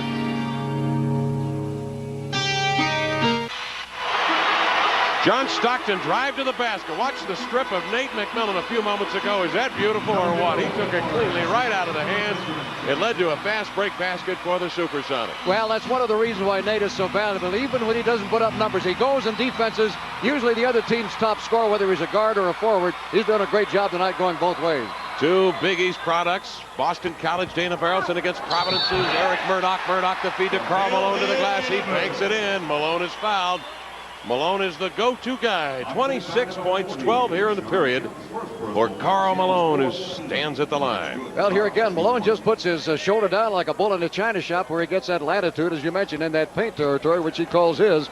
You know, the Sonics for the game are shooting 59%. They've shot better than 50% only 10 of their last 46 ball games. They're shooting the ball well tonight. Going to have to toughen up that D a little bit. Karl hits a free throw, 27 for Malone. 13 here in the period. And the Jazz lead by 4. 84-80. Sonics came from 10 back to pull within 1 at 81-80 a few moments ago. Down deep, it is Kemp. Double teamed. Out to Barros. Sets his feet for 3. Won't take it. Dribble drive inside. Hands to Kemp. Outside to Barros. 9 on the shot clock. Kemp to pick for Barros. Slants into the key. Hands to Johnson. Over to Kemp. 5 on the shot clock. Long J. Left it short. Rebound battle on the baseline. Who's going to get it? Michael Brown spins away from Benjamin, who was on his back. The foul called by Danny Crawford is the second, tagged on by Benjamin. And the Jazz will shoot free throws here in the third period. Well, again, that was a hard drive. Hey, I'm not so sure that Brown didn't foul Benjamin, shoving him back out of it. That was kind of almost a double foul, if you will. It's unfortunate that the Sonics had Barros and Johnson with their hands on the basketball. Time coming down on the shot clock, but it was Kemp who took the shot from about 15 feet out. I was thinking exactly the same thing. The guy that you want to take that shot, but both of them were pretty well covered. I mean, I have to give credit for that. So that's why Kemp got it, and he was open. Brown hits the free throw. Michael with a half dozen for the game. Tough customer now in his 6th year. He's giving Mark Eaton a breather. And Brown's free throw is good. He hit them both. Jazz by 6, 86-80. 3:07 to go in the third.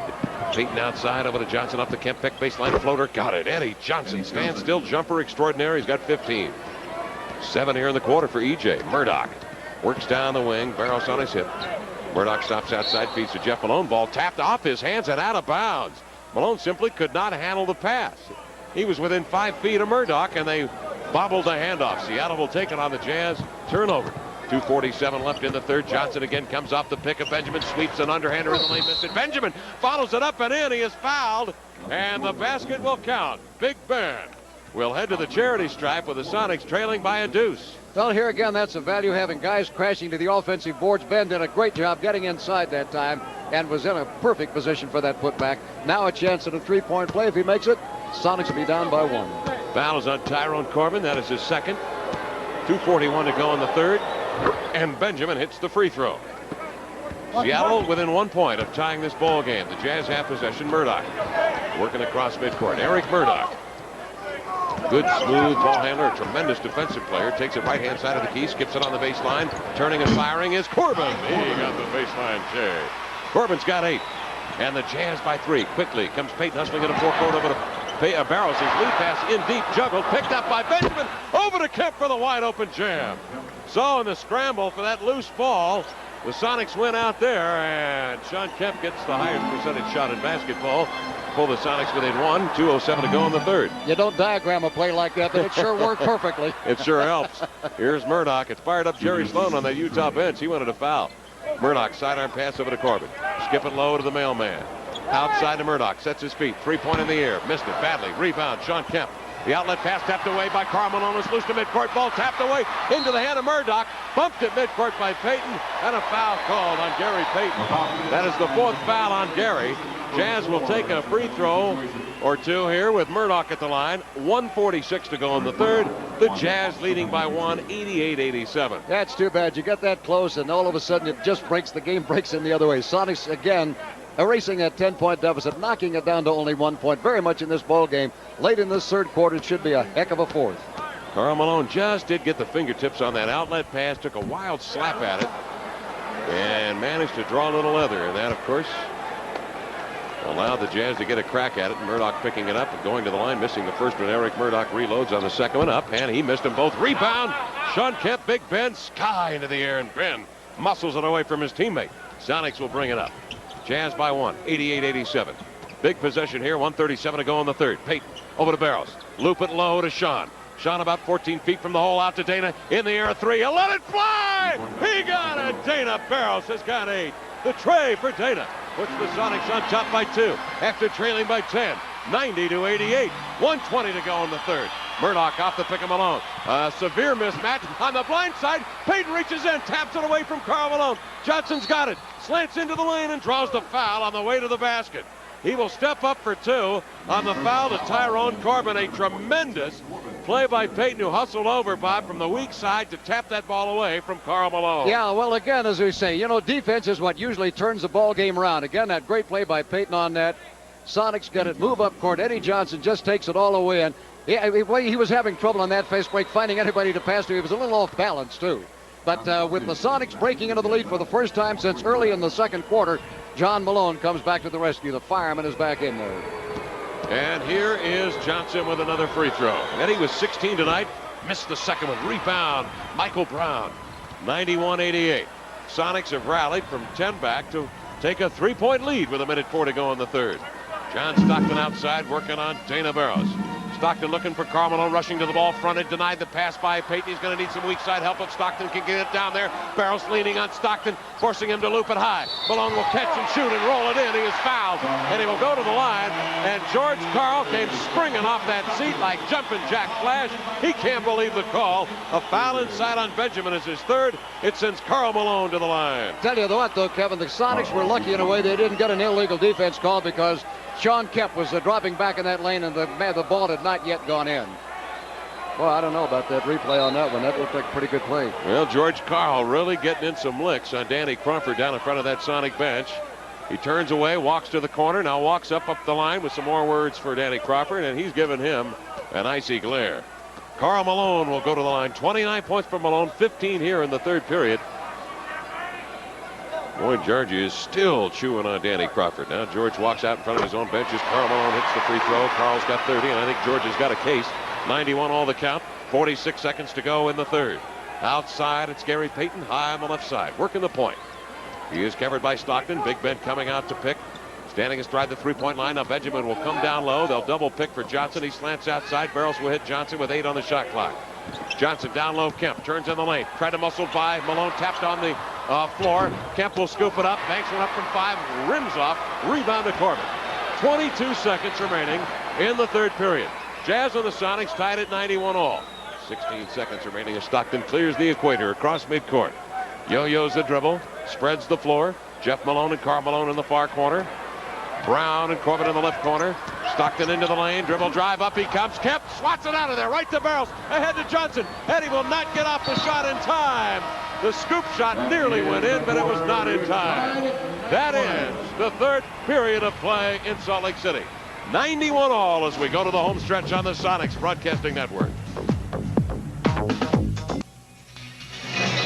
We're tied at 91 all in the fourth quarter in Salt Lake City. The Sonics and the Jazz. Scores around the NBA now, the 7-Eleven scoreboard. Jersey upsets Portland and New Jersey 98-96 tonight. Elsewhere, 104-97, Detroit at home over Milwaukee. Charlotte prevails over Philly in a big way, 136-84. Can you believe that? Charlotte has been hot. 124-103. San Antonio wins at home tonight over Golden State. 26-24 New York leading Sacramento. That in the second quarter of play.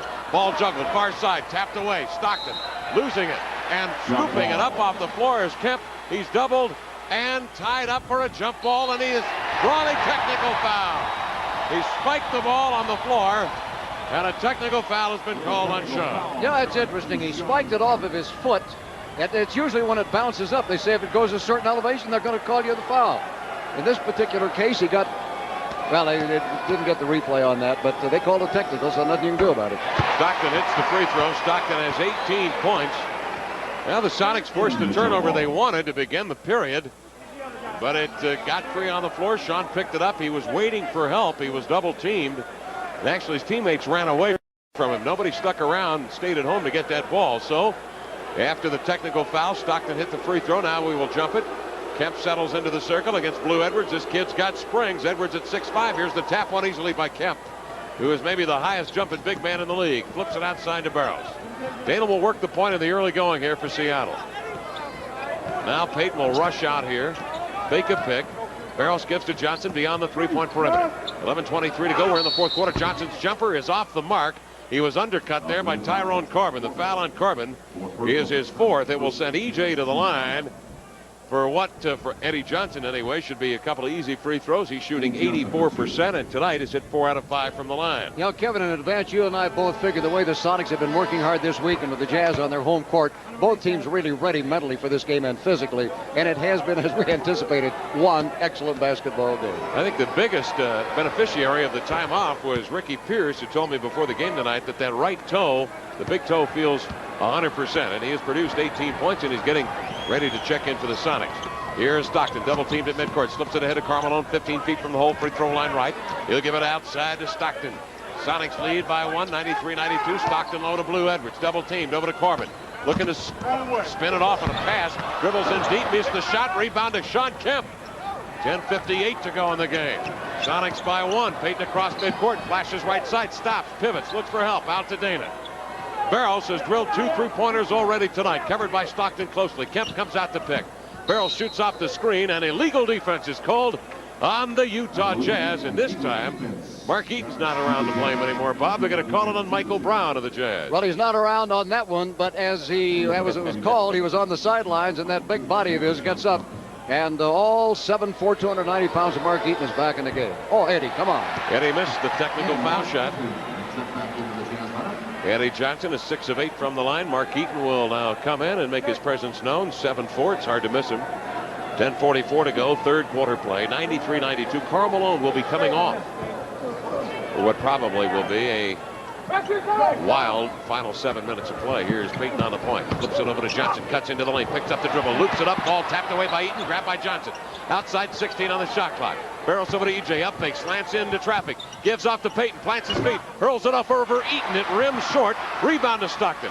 Or I should say Corbin. Now to Stockton. Back to Corbin. Runs the glass. He wing walks in with an underhand finger roll. Corbin has got 10. 94-93. Jazz by 1. 10:15 to go in the game. Payton down the flank. Covered by Stockton out beyond the three-point perimeter. Comes out to Benjamin Pick. He'll challenge Eaton. Reverses the pass. Baseline right to Cage. Out to Dana. 3 in the air. He got another one. Holy cow. Dana's got 11 as he drills another three-pointer, his third of the night. 96-94. Sonics by a deuce. 9:53 to go in the fourth. Stockton outside, looking at a double team. Cajun, Payton pick him up, rotated to Brown, muscles to the glass and lays it in. Brown has got 9. Back come the Sonics. Payton loops it ahead. Cage will run under it.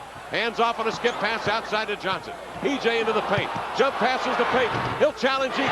Glides one up off the mark. Tapped outside. In the rush for the ball, we've got a foul called on the Sonics. This will be on Benoit Benjamin. It is his fourth. 9:31 to go in the game. Jazz and the Sonics tied at 96. Boy, I'll tell you, the way the teams are fighting for the ball, though, it's no surprise that a foul of some kind is called in there. That was a collision of two guys going after the ball, both coming together about the same time. Hard to say who fouled whom, but Ben did get it, and so the Jazz with a tie have the ball. And here we go, Kevin. George Karl will bring in Ricky Pierce for Eddie Johnson. Eddie leads the contest with 18, and Ricky checks in with 18. Stockton outside, off the Michael Brown pick. Takes Barrows down deep right-hand side. Hurls up the running right-hander over Benjamin. No go. Rebound tapped outside. Barrows has got it. Dana Barrows will sprint out of backcourt with 9:14 to go. Plants his feet for a 3. Won't take it. Feeds off to the trailer Benjamin, and now DB will get it back. He'll fling it high on the left side. With it is Payton. Looking down deep. Cage pumps out for the pick. Gliding off the screen is Payton. The reverse pass. A push on the pass off down there by Delaney Rudd, who was just checked in. That is Rudd's first foul. Second team foul on the Jazz here of the fourth quarter of play. It's important that the Sonics don't get way behind in the team foul situation, the way the Jazz have been going to the foul line a lot tonight. That was a big foul because of that. Pierce will bring it in bounds now to Payton. Pierce cutting off the Benjamin pick. Jammed in traffic. Now settles down on the baseline as Dana has it out beyond the three-point line. Now gives it to Ricky, and Corbin bumped him from behind on the exchange. That is Corbin's 5th. It is the 3rd team foul on the Jazz at the 8:50 mark of the ball game. That could be a very, very big factor. It is such a close game, and if the Sonics can somehow, because it has been a physical game, it's not been a game of a whole lot of turnovers by either team. It's been a well-played game, but if the Sonics can get some kind of an edge here, it'll help. 96 all is their count. 8:47 to go in the game. McMillan checking in now for the Sonics. Feeds it out to Dana Barros. Barros working on Delaney Rudd out beyond the three-point perimeter. Gets a Pierce pick, heads into the lane, loops it outside to Nate McMillan with 10 on the shot clock. Give it to Michael Cage. Floats it cross court to Barros. 6 on the shot clock to Big Ben. Outside to Pierce. Up fake with 3. 15-footer away. Rims high into the air. Who's going to get it? Michael Cage, I believe, pushed inside on Michael Brown. And the foul indeed is on Michael. That is his 3rd. It is the 2nd team foul on the Seattle SuperSonics. Boy, I'll tell you, that's a nasty place to be in that paint tonight, I'll tell you. George Carl he is really working the officials tonight. He has done a magnificent job with his team. He is 10-5. 96 all. 8:14 to go in the 4th quarter. Stockton out beyond the three-point perimeter. Picks up the dribble. Covered by Barros. Stockton feathers a pass in deep to Michael Brown. Offensive foul called on Brown. He pushed off on Cage to get open. Sonics take it back. Well, that's a turnover. It doesn't go on the team fouls, as most knowledgeable basketball fans know, but it is a turnover and a chance for the Sonics to break the tie their way. 96 all. 8 minutes to go in the 4th quarter. McMillan with a left-hand dribble down the flank. Give it high on the right to Big Ben. He's double teamed outside of McMillan. Back to Ben. Plants his feet. Turnaround baseliner. Oh, he nearly hit it. It rims off. Rebound pity patted by Cage. He can't get a handle on it. Edwards grabs it in backcourt. Now Stockton will bring it across. Stockton slowly outside, works a left-hand dribble. Anytime he can make a quick burst, he will into the lane. Shovels it to Edwards. Slides in, 12-foot, push shot won't go. Edwards a rebound in traffic, no. Tapped away from behind. Michael's got it. Out to Dana Barros. Glides by Stockton across midcourt over to Ricky. Nice pass in the lane to the glass. McMillan glides to the glass and lays it in. And that is tonight's Sonics instant replay. Seattle with a 2-point lead, 98-96. 7:23 to go in the game. Stockton outside off the Mike Brown pick into the lane. Stockton stops. Hit to Edwards. He will go up and jam it home. And Edwards throws a right hand at Michael Cage, and I think we are going to have a little fracas breaking out here. Michael Cage wants a piece of Blue Edwards, and Edwards wants to go at Michael. George Carl restrains Blue Edwards. Mark Wunderlich, one of our 3 officials, steps in front of Michael Cage. The 2 made a little contact after Blue Edwards threw that jam down for 15 points, and then Edwards from behind threw a right hand at Michael that grazed his flank. All right, here's Edwards on the shot coming down. But he did get a little push from Cage, and they got to push back. So let's see how they call the foul, whether it's going to be a double technical or which. Well, it was a shove from Blue Edwards from behind. And we've got a double technical called by the official, Mark Wunderlich. Now George Carl is going to draw the technical foul. George has drawn his first technical foul. As a coach of the Sonics, he is livid.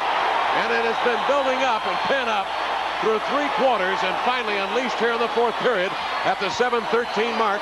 98-98 to count. Now Michael Cage comes out. He's got some words for the officials. George, I guess, figured that he had one to give here, Bob. 1 technical foul to give, standing up for his guys. And maybe that's the fire that they need here with 7:13 to go on the home stretch. That's true, but you have to wonder, with the score tied at 98, was it a smart technical at that time? I don't know. It may turn out to be. It may not. It's only a 1-point situation right now as Stockton makes it, but that does give the Jazz the lead. Sonics will have the ball. Yeah, I think it's something that you give them the 1 point to send a message to the officials and to fire your club up. Not that the Sonics need any fire at this point, but it sure would help to give him any kind of boost with 7:11 to go in the game. McMillan backpedals down the flank, covered by Stockton. McMillan and Stockton tangle up. McMillan spins away into the lane, tapped away from behind by Stockton. Grabbed by Edwards. Here come the Jazz on the break. Stockton in line right to Rudd, outside to Edwards. He drains the pull-up jumper. Blue Edwards has got 17. He's a fired-up camper right now. Jazz by 3, 101-98. 6:45 to go in the game. Jazz trying to protect their home turf. Pierce off the pick. Long ball missed it. Rebound Delaney Rudd. Hands off to Stockton. Karl Malone is in the lineup for the Jazz. Malone with 30 points tonight at 16 back in the 3rd quarter. Stockton works out beyond the 3-point perimeter. Now to the head of the key. Flips it over to Edwards. He's hot. Sets his feet. Turns. Fires. Whips it up. Missed it short. Eaton taps it. Grabbed by Dana Barros. Jazz by 3, 101-98. Here comes Dana. Pulls up from three-point land, won't take it. Outside to Cage. He'll rotate it now to Big Ben. Now over to McMillan, far flank. Down deep it comes to Pierce, posted up right side. He'll draw the double team. Barrels open beyond the three-point line. Ricky will slant into the lane. Running right-hander in the air. Got it, Ricky Pierce. Pierce with 20 for the ball game. 101-100. Jazz by 1. 5:57 to go here in the fourth quarter. We get a timeout. Call your buddies. Call your girlfriend. Call your grandma. Tell them the Sonics are hooked up in a beauty. Stockton skips it low to Delaney Rudd. Blew the way in. Rebound to Cage. Out it comes to McMillan. Nate across midcourt with it. Gives to Ben. Oh, he just got across the 10-second line. No, he didn't. They say he jumped from forecourt, from backcourt to forecourt when he made the catch. And the Jazz will take it back on a bad turnover. 5:36 remaining in the game. A timeout is called. Jazz by 1 on the Sonics Broadcasting Network. 101-100. The Jazz lead the Sonics by 1. 5:36 to go in a beauty here from the Delta Center in Salt Lake City, There's Utah. one thing I'm sorry. Dana Barris has gone to the bench. Dana is 4 for 4 tonight. He is 3 for 3 3-point range. I think the Sonics should have run some more plays for him to get that three-pointer. Stockton doubled out high. Will split the defense. Flips it over to Edwards in the corner. Out to Jeff Malone. Over to Karl Malone. Working one-on-one. Jab stepping. He'll get up in the jumper. 15-footer floated up. Got it. The mailman with 32. Airmail. 103-100. Jazz by 3. 5:15 to go in the game. McMillan across midcourt. Checked by Stockton. Right-hand side of the key. McMillan picks up the dribble. Skips it over to E.J. Johnson twists and shakes to the inline. Pull-up jumper off balance. He's fouled. Hacked over there by Blue Edwards. And it will send Eddie Johnson to the line on the foul to Blue Edwards, who has been one fired-up dude. He hit a couple of threes back in the third quarter that helped the Jazz to a 10-point spread. Of course, the Sonics cut into that in a hurry, and by the end of the third, it tied it at 91 all. Right now, here's Johnson at the line to get the Sonics back within 1 with 5 minutes to go in the contest.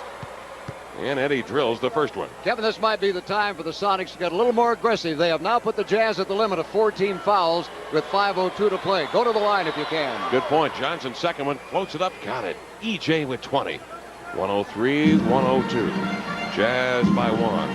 4:59 to go in a tight one. Stockton, left-hand side, high. They're going to clear out for Stockton. Bring Karl Malone to the ball. He whirls to the inline. Kemp trying to get out in front of him. Malone fending him off with the left hand. Gets it low. Double team. Slings it outside. Edwards, a good three-point threat. He'll slash to the glass. Tried to feed off to Malone. Knocked down. Ball loose. McMillan's got it. Here is Nate McMillan. Ahead to E.J. Pull up.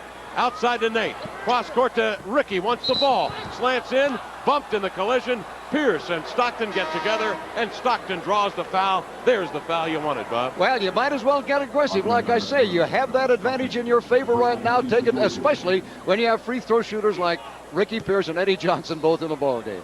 Ricky in 25 minutes tonight has hit 7 out of 14 from the field, 6 of 6 from the line. Ricky Pierce with 20 points to tie the game with 4.5 minutes to play. Rims and falls in. 21 for Ricky. The Jazz have only been beaten twice here at home. The last loss to the New York Knicks back on the 27th of January. They are 26-2, have the best home record in the league. And Ricky Pierce has put the Sonics 1 point ahead of the Jazz at the 4:32 mark of the game here in Salt Lake City, Utah. 104-103 as it counts. Stockton feeds right wing Malone. Topside Karl Malone. Nice pass inside. Edwards slams to the glass and lays it up and in. Nice feed from the mailman. 19 for Blue Edwards. He's been a factor in this game. Now Gary Payton will pump it across. Seattle down by 1. 4:09 to go in the game. Payton with it outside beyond the three-point perimeter. Gary Payton hits Ricky Pierce, popping out, covered by Malone. 1-on-1, works him to the inline. Pull up Jay for Ricky. Got it. Raining down jumpers. 24 for Ricky Pierce. Man, I tell you, Jeff Malone didn't have a chance on that one. 105. Sonics by 1, 106-105, 3:48 to go in the game. Stockton picks up his dribble outside, pivots. Skips a high one to Karl Malone. He'll catch it right-hand side of the key. 10 on the shot clock for the mailman. Delivers the goods outside to Stockton. Runs to the baseline, looking at a double team. Backpedals, hits Jeff Malone coming through on a weave. Pierce gets in his face, but Jeff Malone comes back with a big bomb. Jeff Malone sinks the J. He's got 14, and the Jazz have the lead back. 107-106. 3:23 to go in the game. Payton on the point. Chest passes over to Eddie Johnson. Stands astride the three-point perimeter. Takes Edwards deep into the lane. Double teamed over to Cage. Nearly bobbled it. Picks it up. Loops it outside on a jump pass to Johnson. He'll unleash at 3. Won't go. Kemp directs it toward the glass. It comes into the hands of Mark Eaton. The Jazz have a 1-point lead. And we've got Karl Malone and Michael Cage chatting at midcourt. Mark Wunderlich comes sprinting in to separate the two. Now we've got Shawn Kemp and Karl Malone with a discussion. I think they were just calmly discussing the situation that Karl had going with Michael, and I tell you, Michael will not back down from him. 107 to 106. The Jazz lead the Sonics by 1. 3 minutes to go in the game. Stockton crossover left to right, hand dribble into the lane. He's bumped and fouled. This is on Gary Payton. It is the 5th on Gary, and it will send Stockton to the line after the timeout. 2:56 to go here in the ball game.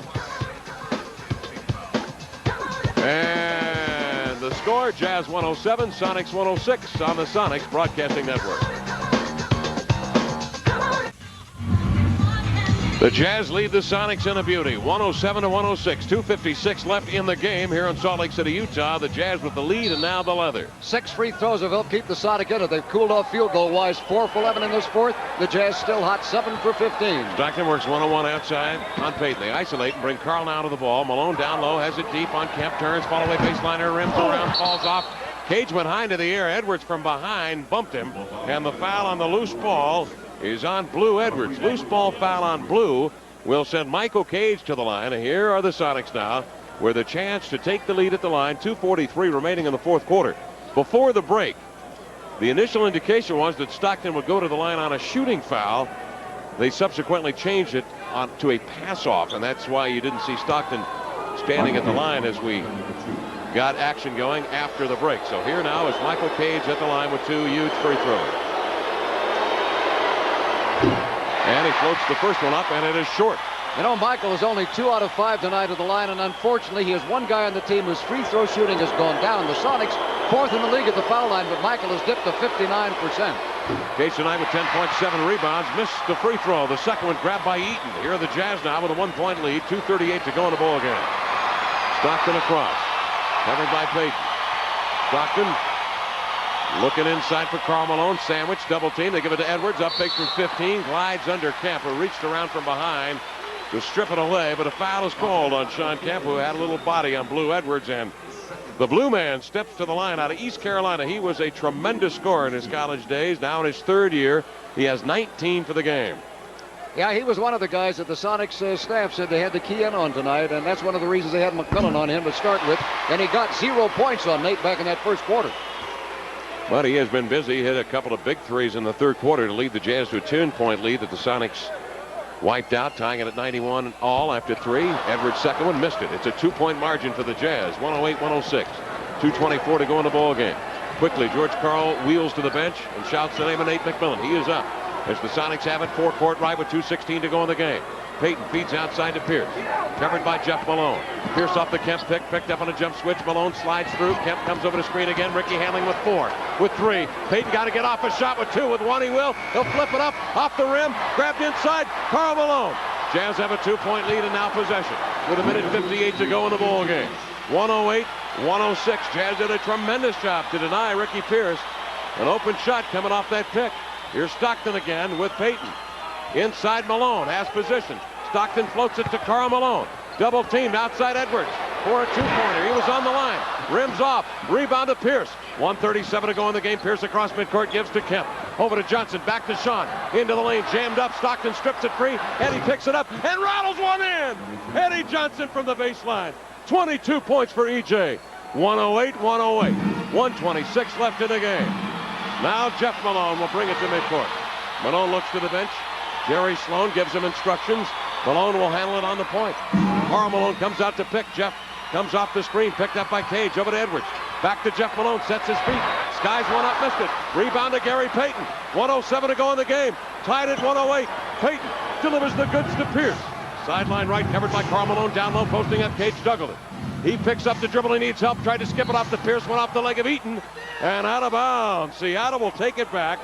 12 on the shot clock. 56 seconds to go here in the ball game, tied at 108 apiece. And George Karl, coach, still working the officials, yelling down to Dan that it was that's Danny Crawford. He said that was a kick. We should get 24. Well, they won't. They'll get 12, but Johnson will bring it in bounds. McMillan checks in now for Michael Cage, another passer, another sure-handed ball handler. Payton working outside with 6 with 5. He's got to do something with it. A quick burst of speed into the lane. Stop. Bumps into Stockton. Banks one up. Won't go. Rebound tap. Malone saves it. Right to Pierce. Up. He skipped it off glass and in. Ricky Pierce with 26. 110 to 108. 40 seconds to go in the ball game. Sonics by 2. Stockton across midcourt. Outside gets a pick from Karl Malone. Misdirection. Left-hand side. Picked up on a jump switch by Kemp. Stockton picks it up. Heads to Edwards into the air. Long jumper. Got it. Tie game again. 22 for Blue. 26 seconds remaining in the contest. Sonics have possession. Tied at 110-110. Back in a moment on the Sonics Broadcasting Network. Eddie Johnson a moment ago, the jump shot and the scramble to tie the game. A look at the great play brought to you by Colt Coulter, Miller Genuine Draft, taking the country by storm. We're tied at 110-110. 26 seconds to go in the game. Kemp, Payton, and McMillan in backcourt. The Jazz will come down to set up. Malone and Stockton will meet him at midcourt. Eaton in the middle. Jeff Malone down low along with Blue Edwards. Johnson and Pierce are the wings for Seattle with Kemp in the middle. And here's McMillan to use clock. 1 second differential between game and shot clock. 11-10. McMillan at midcourt. Karl gives the nod. McMillan begins his move. 6 on the shot clock. McMillan covered by Karl Malone. 4. Out to Payton with 3. He's going to get off the shot. It's in the air. Rims off. Rebound. Eaton's got it. No time remaining. We go to overtime. We go to overtime. Tied at 110 apiece in Salt Lake City, Utah. A long bomb by Payton. Banked off. It had a chance, but crawled off the rim. We will keep the action here in Salt Lake City. And remind you that the Sonics have come from 10 back twice in this game. Once in the second quarter to get within 4 at half. Once in the third quarter to tie it after 3. 91 all. And down the stretch, the Sonics trading basket for basket with the Jazz. Move the Jazz to overtime at 110-110. Well, in that fourth period, the Jazz had 8 out of 19. The Sonics had 6 out of 16. And unfortunately, they got caught 3 or 4 times. Used too much time on the clock as they did on that last one. They wanted to use a certain amount of time. They had hoped to get a better shot, but as it was, Gary Payton was not able to get into any kind of rhythm. As a matter of fact, the shot that he flung up was kind of with his right side of the basket, and he just threw it up in the hopes. And of course, the darn thing almost went in off the backboard. It had a good chance. Here again, as you take a look at it there with McMillan out there, a lot of pressure put on him and a lot of overplay. Payton gets the ball, and there it goes. He fired that one up. It almost went in. But again, Kevin, he had to several times in that fourth quarter just fire up a prayer with the Jazz doing an excellent job on defense, making the Sonics run the clock down without getting a good shot. You got to give a hand to Karl Malone. He did a tremendous job on McMillan once Nate picked up that dribble. And it was Malone who made the quick step to McMillan's left to force Nate to pick up the dribble in the first place. So he beat Nate to the spot that he wanted to go. It was maybe a guess by Karl Malone. McMillan, a right-hander, going left. But that forced Nate to pick up the dribble, and then Karl at 6'9" was able to get all over him and deny him any chance to look even close to the basket. Well, many feel that's why Karl Malone is maybe the best power forward in the NBA, because he's not just a shooter, a scorer, or a rebounder. He is a total ball player. 110-110, we go into overtime. Mark Eaton and Benoit Benjamin stand at center court to jump it up. Here's the tap. It is volleyed, and McMillan comes away with it. Nate McMillan smothers that ball at midcourt. We're in overtime. It's a 5-minute session. Tied at 110, McMillan. Over to Pierce, sideline left. Gets a pick from Big Ben, circles off the screen, heads into the lane. Fires up one over Eaton, rims off. Rebound followed by Ben, not there. Second rebound follow, not there. Rebound Kemp. Corkscrews into the air. Hits a follow-away 10-footer. Sean Kemp. Boy, that was a big one. 13 points for Sean, and the Sonics draw first blood in overtime. 112 to 110. Now Jeff Malone outside, covered by Pierce. Swing it topside to Stockton, checked by McMillan. Stockton looking inside for the mailman. He stops, drops, spins to the inline, pull-away jumper, got it on the baseline. Karl Malone, 34 points for Karl. 112-112. 4:11 to go in overtime. Boy, if you haven't called your grandma by now to tell them the Sonics are linked up in a good one, you still have time. We're in overtime. Pierce nearly had it stolen away on the exchange from McMillan as Stockton got in there. Pierce now will feather one low to McMillan. Backs down on Stockton, spins to the baseline. Beat him, hands off to Big Ben. He rumbles in on Eaton and banks one up and in. Benoit Benjamin has 17. And the Sonics have the lead again at 114 to 112. 3:45 to go in overtime. Stockton high on the left, checked by McMillan. Stockton looking for the mailman. Kick ball by McMillan. That big left foot of his out there on that skip pass intended for Malone. Deflects it away, so a fresh 24 on the shot clock for Utah on the kick ball. 3:39 to go in overtime. Sonics by 2. Karl Malone already has as many in overtime as he had in the fourth quarter. You can bet they're going to go to him a lot in this 5-minute period. Karl Malone swings it in bounds. Blue Edwards has had the hot hand. Look out for Edwards. Here's Stockton on the point. Covered by McMillan. Kemp inside trying to deny Malone. Trying to front him. Malone trying to get position. Does. Got the skip. The feathered loop pass there from Stockton. Muscled in and is hacked and fouled. Malone comes over with some words for the Sonic bench. A smile and a trip to the free throw line. Well, again, they're going to just isolate him one-on-one when they can. That time the Sonic weak side wasn't quick enough to get over to give any double team help because the play, as Malone drop step, whirled to the basket so quickly. So no chance for the weak side to get over there. 114 to 112. Sonics by 2. 3:28 to go in overtime. And here's the mailman to the line.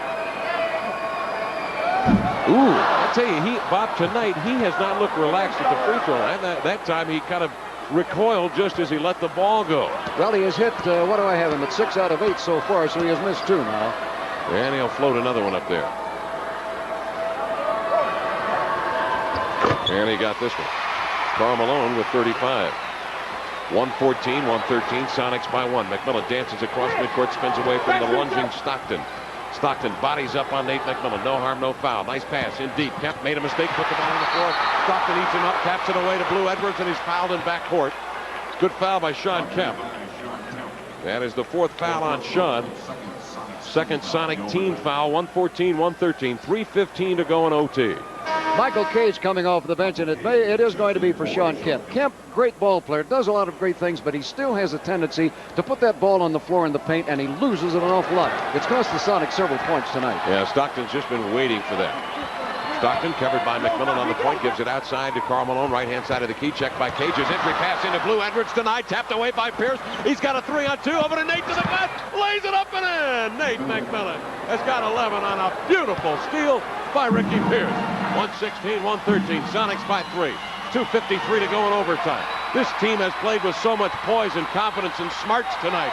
Stockton down low. Malone double team. Hook passes over to Jeff Malone out of the baseline and jumper off the mark. Karl got the rebound. Loose ball foul on Karl Malone. Sonics will take it back with 2:41 to go in overtime. Boy, is that a gut call at the right time as far as the Sonics are concerned. And we have a delay of game warning by the Jazz against them. All right, here's the shot put up, bounce up in the air, and Malone just gave Cage a little push there before he went and got the ball, so that's why I got it. Now we've got a timeout called by the Utah Jazz after some confusion with the officials. Sonics 116, Jazz 113 in overtime on the Sonics Broadcasting Network. 2:37 left in overtime. Seattle lead and the leather. 116, 113, Sonics by 3. 3 baskets in the paint for Seattle in the overtime. Pierce one-on-one left side. Jeff Malone hacks it away. Pierce goes back to get it. Turnaround baseliner. Got it! What a shot from Ricky Pierce. Wow, 28 points for Ricky Pierce. A playground deuce for Ricky Pierce. 118, 113, Sonics by 5. Stockton into the lane. Makes contact with McMillan. And an offensive foul called on Stockton. Can you believe that call? The Sonics get it back, leading by 5 with 2:12 to go in overtime. An offensive foul on Stockton after he and McMillan had made contact. Now McMillan across midcourt with possession. Handling it down the wing. Stockton chopping away, trying to get at it. McMillan picks up the dribble. Skips it over to Ricky. Double team. Back to Nate. Nate on the point with 12 on the shot clock over to Johnson. Karl Malone falls, makes contact with Michael Cage. Johnson steps out of bounds on the far side. Malone taps the ball away from Eddie Johnson.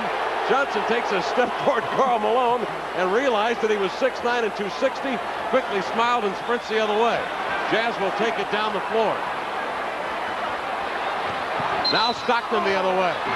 Lowers the boom on McMillan. The two make contact, and a foul is called on McMillan. He hit the shot after contact was made. Stockton wanted the shot to count, it won't. And Nate McMillan will pick up this foul in the Contact between the two players. Boy, do you think this game is getting a little tough? By the way, Kevin, the Sonics at this 5-point lead, that's the biggest lead they've had for the entire ball game tonight. Earlier, 3 points had been their biggest lead. So the Sonics have the edge with 1:46 to go. 5-point Sonic lead. Stockton a three in the air. Rims off. Rebound loose to the corner. Ricky Pierce will scamper after him. 1:40 to go in the game. Sonics have possession. Here's Johnson. Glides down the wing. Muscles one up. Malone was leaning on him in the act of shooting and will send Eddie Johnson to the free throw line. The foul is on Blue Edwards. And it will send Eddie Johnson to the free throw line. The Sonics leading by 5 with 1:34 to go in overtime. You want a little note we might give on the side. Ricky Pierce averages 3 rebounds per game. Ricky's already doubled that tonight. He's had 6 boards, so Ricky's one of those guys. In addition to the many points he has scored, he's been getting some boards for the Sonics. Eddie Johnson 8 for 10 from the line. Make it 9 of 11 as he hits the free throw. 23 points for Eddie Johnson. Kemp has a basket, McMillan a basket, Benjamin a basket, Ricky Pierce a basket, all here in overtime. Eddie Johnson hits the second free throw in overtime. Sonics by 7, their largest lead of the game. 1:20, 1:13, 1:29 to go. Stockton will fire up a 3. He got it! All court for John Stockton.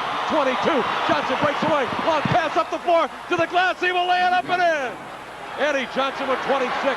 The Sonics lead by 6. Stockton breaks into the lane. Double teamed over to Carl. Into the lane. His shot blocked away by Benjamin. Grabbed by Cage. Ahead to Pierce. Ricky down the flank will bring it back outside with 1:12 to go in overtime. Ricky double team. Will sling it to midcourt. Now McMillan will take it. 16 on the shot clock for Nate, who spins away from Stockton lunging on him. And the foul is called on Stockton. It is his 4th. And a penalty situation will send the Sonics to the line at the 1:05 mark of overtime. Seattle leading by 6, 122 to 116. You know, that I think was a pretty good calculated play by John Stockton, because Nate McMillan, like Michael Cage, is under the 70% mark in free throw shooting. He is at 67%. So now with still 1:05 to go and the Sonics leading by 6, the Jazz still have an opportunity. I tell you, George Karl has done a heck of a job here tonight. Here's McMillan to the line. The free throw up. He missed it. He and Bobby Kloppenberg and Gary Wortman the last 2 days have been working with the Sonics. I tell you what, Bob, you give a good coaching staff 2 days to work on one team, break them down, they can do it. Well, and you know they were doing it, for 2 days at full practice workouts in the day. Their normal hour shoot-around went an hour and a half. That's right. They have worked for this game tonight. McMillan misses the first one. Second one airborne. It's not over yet. He got it. He hit the second free throw. 12 points for McMillan.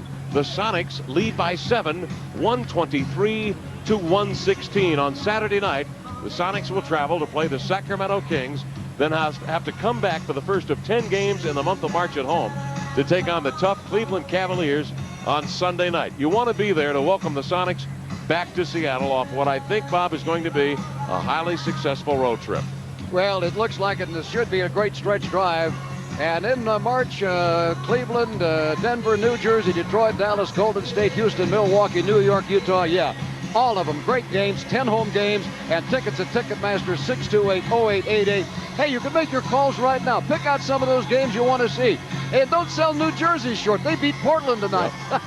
I mean, you know the thing, too, about the Sonics. They have not won this ball game yet, Kevin. If they do, however, this will be their longest winning streak of the season if they can hang on here, because they would have won 5 in a row. It would put them 6 over the 500 mark. But you know, also, the Sonics this year, they have won 8 of their last 9 games under George Karl. 6 of those have been against winning teams. Seattle have been having trouble winning games against winning teams. They now, going into this game tonight, have 13 games over the winning clubs in the NBA. They also have a tremendous record within their own conference, the Western Conference, at 20-12, which will help them a great deal should they wind up getting in a tie with one of the teams they're battling with down the stretch. So Seattle's been doing an awful lot of good things, and they're playing so well right now. It really is a pleasure to watch this ball club. You knew that tonight, well, Michael Cage said it. He said it earlier, said if they're going to win tonight, it's going to be on defense. Well, it's been a high-scoring offensive ball game, but still defense is what's turned this 5-minute overtime around. All right, the Utah Jazz will have it. Rebounding in overtime has been a key. Sonics with 5, 3 on the offensive glass, and the Jazz have yet to get a rebound in the overtime. And the Sonics have a 42-40 rebound lead for the game. It's the first time they've been ahead on the boards for the game, so it all tells. Blue Edwards will swing it in bounds. Delaney Rudd is in now. They put more ball handlers on the floor, and Rudd throws it away into the hands of Tony Brown. His pass up the floor to Johnson gets away and out of bounds. Tony Brown in the lineup now for the Sonics to give him one more defender, along with Pierce, McMillan, Johnson, and Michael Cage. Jazz will take it back. 123-116. Look out for Stockton. He's a great three-point shooter, 42%. He is pass inside Edwards. A reverse up and in with the right hand. Sweeps it up and in. Lou Edwards with 24. This game's not over. 53 seconds to go. Sonics by 5. They pressure the Sonics in backcourt. And a foul is called as Rudd steps up, pushes Eddie Johnson. And it will send EJ to the free throw line. So Sonics now have ball handlers on the floor, for the exception of Michael Cage, and good free throw shooters. Michael's had his difficulties at the line tonight. Well, that's true. And, of course, they did pick one of the guys to foul there, Eddie Johnson. I mean, Ricky got the ball into him. Eddie went over and said something to Ricky. I'm not sure what it was all about, smiling, but I'm not sure. But I'll tell you, Tony Brown, it's too bad Tony threw that ball away because the Sonics had a chance to kill a lot of clock. Johnson hits the free throw. Eddie Johnson with 27 points. 5 in the overtime. 124-118. Sonics can get their largest lead back, and they do as Johnson hits the free throw. 28 for Eddie. The Sonics lead by 7. 47 seconds to go in overtime. Stockton outside, up to Carmelo pick. Hesitates in three-point range. Glides inside, double teamed, over to Jeff Malone. Arcs a high three in the air, missed it. Long rebound, grabbed by Stockton. He'll bring it outside. Over to Delaney Rudd for a three. He got it. I'm going to go back out to Jeff Malone there because Jeff was wide open. He really was in his shooting rhythm. But he just simply missed. But, you know, it was interesting. Looking at his stats today, I was shocked. You'd figure Malone, a good shooter, good perimeter shooter, would be a better three-point shooter, but he's only tossed up 9 of them this year, and he's hit 1 of those. So both of them off the mark, well outside of his range. Eddie Johnson has been in his range tonight. He's picked up 32 points, 8 for 8 from the free throw line in overtime. He is 16 out of 18 in the ball game from the free throw line. That is a remarkable shooting. Look at this run that Eddie Johnson has had. 31 against the Lakers, 34 against Portland, 32 against Minnesota. What does he have now tonight? He's up to what, 32. 32 again. He will lead the team in scoring for the 4th straight game, the 5th in the last half dozen. 129-124. Edwards will bring it in bounds. After some consternation by the Jazz, out at midcourt, Stockton with it. Bluffs the three, steers it over left-hand side. Shot blocked by McMillan. Game over. 2 seconds remaining. Ricky Pierce gets possession. Now they're smiling on the Sonic bench. They have won it in Utah. 129-124. 2 seconds remaining, and Ricky Pierce, fittingly enough, will go to the free throw line. He has 28 big ones tonight. High fives all around for George Karl and his group. Hard-working group here in Salt Lake City, and George is beaming. What a big win for George Karl. You know, this is going to make 9 out of his last 10, and 7 of those 9 have been against winning ball clubs, several of them out on the road, where Seattle will get its 14th win tonight, more than they had all last year. Ricky Pierce free throw up and raised the iron, came down, doesn't matter. This game's over. That stopped a streak of 14 straight he had going. We'll forget that streak. Start a new one, Ricky. All right, here's Pierce. Winds up with 2 seconds remaining in overtime, delivers and nails it. 29 for Pierce. 130-124. The Sonics come in and shock the Utah Jazz, winning it in overtime in Salt Lake City and taking, to this point anyway, the season series 2-1. Again, our final in overtime. The Sonics 4-3 in overtime, win it over the Jazz tonight, 130-124. We will be back to recap a beauty here in a moment on the Sonics Broadcasting Network. Overtime, the Sonics defeat the Utah Jazz 130-124. I don't know about you, Bob, but I am spent. I can imagine how the players feel. What can you say? Another beautiful ball game. Sonics win in overtime. Only the 3rd home loss all year for the Utah Jazz, who are now 26-3, and the Sonics have nailed them twice now here at the Delta Center. Kevin, remember prior to the game, your key to the game, pop off the bench. The Sonic popped off the bench tonight, 58-24. The Sonic bench outscored the Jazz bench. A big win tonight for a lot of reasons, because if the Sonics, by chance, play the Utah Jazz in the playoffs, they have now shown with the confidence they can win. They've taken both games up here. I'm not sure whether they'll meet them. The Sonics may climb a little higher than that the way they're going right now. They're in 6th place right now as of tonight, a half a game ahead of the Lakers. But for that reason, it's big. Sonics had the 7th best road record in the NBA coming into tonight's contest at 13-15. They won 13 all of last year. The Sonics now have 12 games left on the road. They're 14-15 on the road and are 6 games over 500 right now. 30-25. Seattle has won 6 of the last 9 on the road. What can you say about Eddie Johnson? 32 points tonight, 8 of 8 from the free throw line in overtime, 16 of 18 from the line for the game. And Ricky Pierce with 29 points. He also had 7 rebounds, 6 assists. We've got all the numbers for you here in a moment. The important one is the Sonics win in overtime tonight over the Jazz, 130-124. We'll be back to recap it for you here in a moment on the Sonics Broadcasting Network.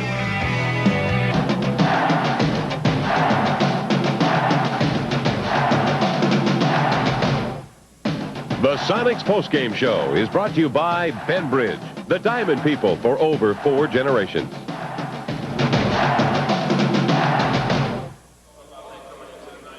Big victory in overtime for the Sonics tonight. They're now 4-3 in overtime, 131-24, and a guy a big part of it, 3 for 3 at three-point range. Dana Barris, our post-game interview with Kevin Calabro, and Dana is being brought to you by Benbridge and Seiko. For turning his outstanding performance, Dana Barris receives a beautiful men's fashion quartz dress watch, compliments of Benbridge and Seiko. And remember, for fine jewelry, talk to the Diamond People. For over 4 generations, Benbridge, located in downtown Seattle and all major malls. Talking with Dana Barris, here's Kevin Calabro. Well, Dana Barris hit the three-pointer tonight. He was 3 for 3. Coming into tonight's contest, he was number 3 in the league in three-point percentage, behind Drazen Petrovic of New Jersey and Joe Dumars out of Detroit. But first, we'll talk about that in a moment. First, the win tonight over the Jazz in overtime. Unbelievably beautiful. Yeah, it was definitely a big win. We've been playing pretty well over the past month and a half, and Coach Carl has made a big difference in the intensity that we're playing at, and we're just trying to carry that as long as possible and get in the best position we can for the playoffs. Dana, you had Tuesday, you had Wednesday, and a long shoot-around this morning of about an hour and a half to work on the Utah Jazz. It really showed because you folks didn't make many mistakes tonight. Right. We tried to keep Malone at a minimum. We didn't want him to dominate the game, and we tried to control Stockton, but he had one of his monster games again. But I think the big thing is we went on the road. It was a tough game, overtime. We did what we had to do in the crunch time, which we haven't done during the beginning of the season. Let's talk about January 25th, the pass. Right.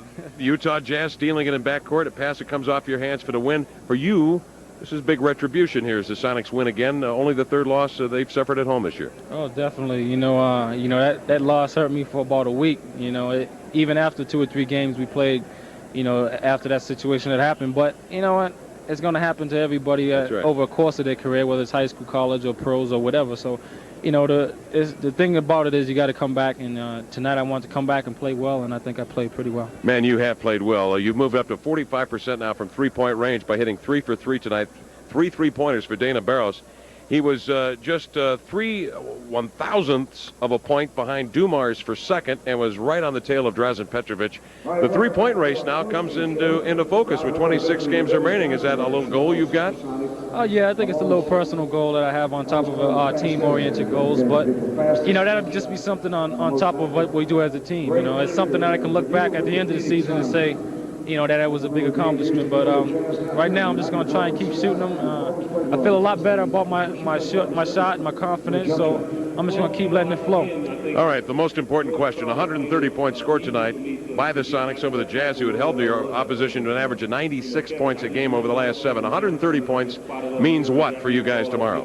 No practice. Now explain that to the folks. We had a little deal with Coach. He wants us to run. He wants us to get up and down and play playground ball. So he said if we score 120 points, we don't have to practice. So we definitely let him know. So the Sonics now 4-3 in overtime, defeat the Utah Jazz for the second time in as many tries here at the Delta Center. And the Sonics repeating again, only the third time the Jazz have lost here at home this year. The only other team to beat them, the New York Knicks, had snapped a 9-game home winning streak. Time now for the player of the game, brought to you by Schick Tracer. It traces every curve on your face. Eddie Johnson, who else? 32 big ones tonight for Eddie Johnson, many of them coming from the baseline. Working on the jumper before the game tonight. He was raining them during the contest. 32 points for Eddie, 10 in the overtime, 8 for 8 from the free throw stripe in overtime, 16 of 18 from the line for the game, 8 of 15 from the field. Eddie Johnson, what a ball game. Now, let's go to Bob. 7 players in double figures tonight for the Sonics. Bob's got the breakdown of our stats. All right, let's take a look first at the team stats. The Sonics shoot over 50%, 55 tonight, 48 for 87, had 2 more field goals than the Jazz, who for the 5th straight game have shot 50% or better. At the foul line, the Sonics ultimately had the upper edge, mainly because of the overtime. 30 for 39, 26 out of 34 for the Jazz, both of them at about 76, 77%. Assists, pretty close to even. The Sonics had 32, the Jazz had 34. Stockton had 19, leading the Sonics with assists. Gary Payton and Nate McMillan each had 7 turnovers. The Jazz had 15 for 23 points. The Sonics 14 for 28 points. About horse and horse. Individually, Eddie Johnson, the Sonics' leading scorer for the 4th consecutive game tonight, 32. He's been averaging 32 points per game, or 32 minutes and 27 points per game over the last 4. Pierce 29, Benjamin 17. For the Jazz, Karl Malone had to work hard, but he got his usual 35. Edwards with 27. He was the big man because that's much over his scoring average, and John Stockton 25. So there you have the big numbers in the ball game tonight, but the biggest, as always, the final score in overtime, where the Sonics are now 4-3 for the season, 130-124 over the Jazz, as we go back to Kevin. Great ball game from Eddie Johnson tonight, who just goes walking by after his post-game interview with Hot Rod Hundley of the Utah Jazz Radio and TV Broadcasting Group. Sonics have now won 5 straight, 9 of their last 10 overall, and 6 of their last 9 on the road. What do you do for an encore? Well, you move on to Sacramento on Saturday night and take on the Sacramento Kings, and you hope that there's no letdown for this Sonic crew. You get the feeling that there won't be. Sonics are now 11-5 with George Karl at the helm and are now 6 games over the 500 mark. Great game. We'll see you on Saturday night. We could talk all night about this one on radio. We will. Our thanks to Jim Ross, to Lloyd Glazer. For Bob Blackburn, I'm Kevin Calabro. Again, repeating the final, 130-124. The Sonics over the Jazz in overtime.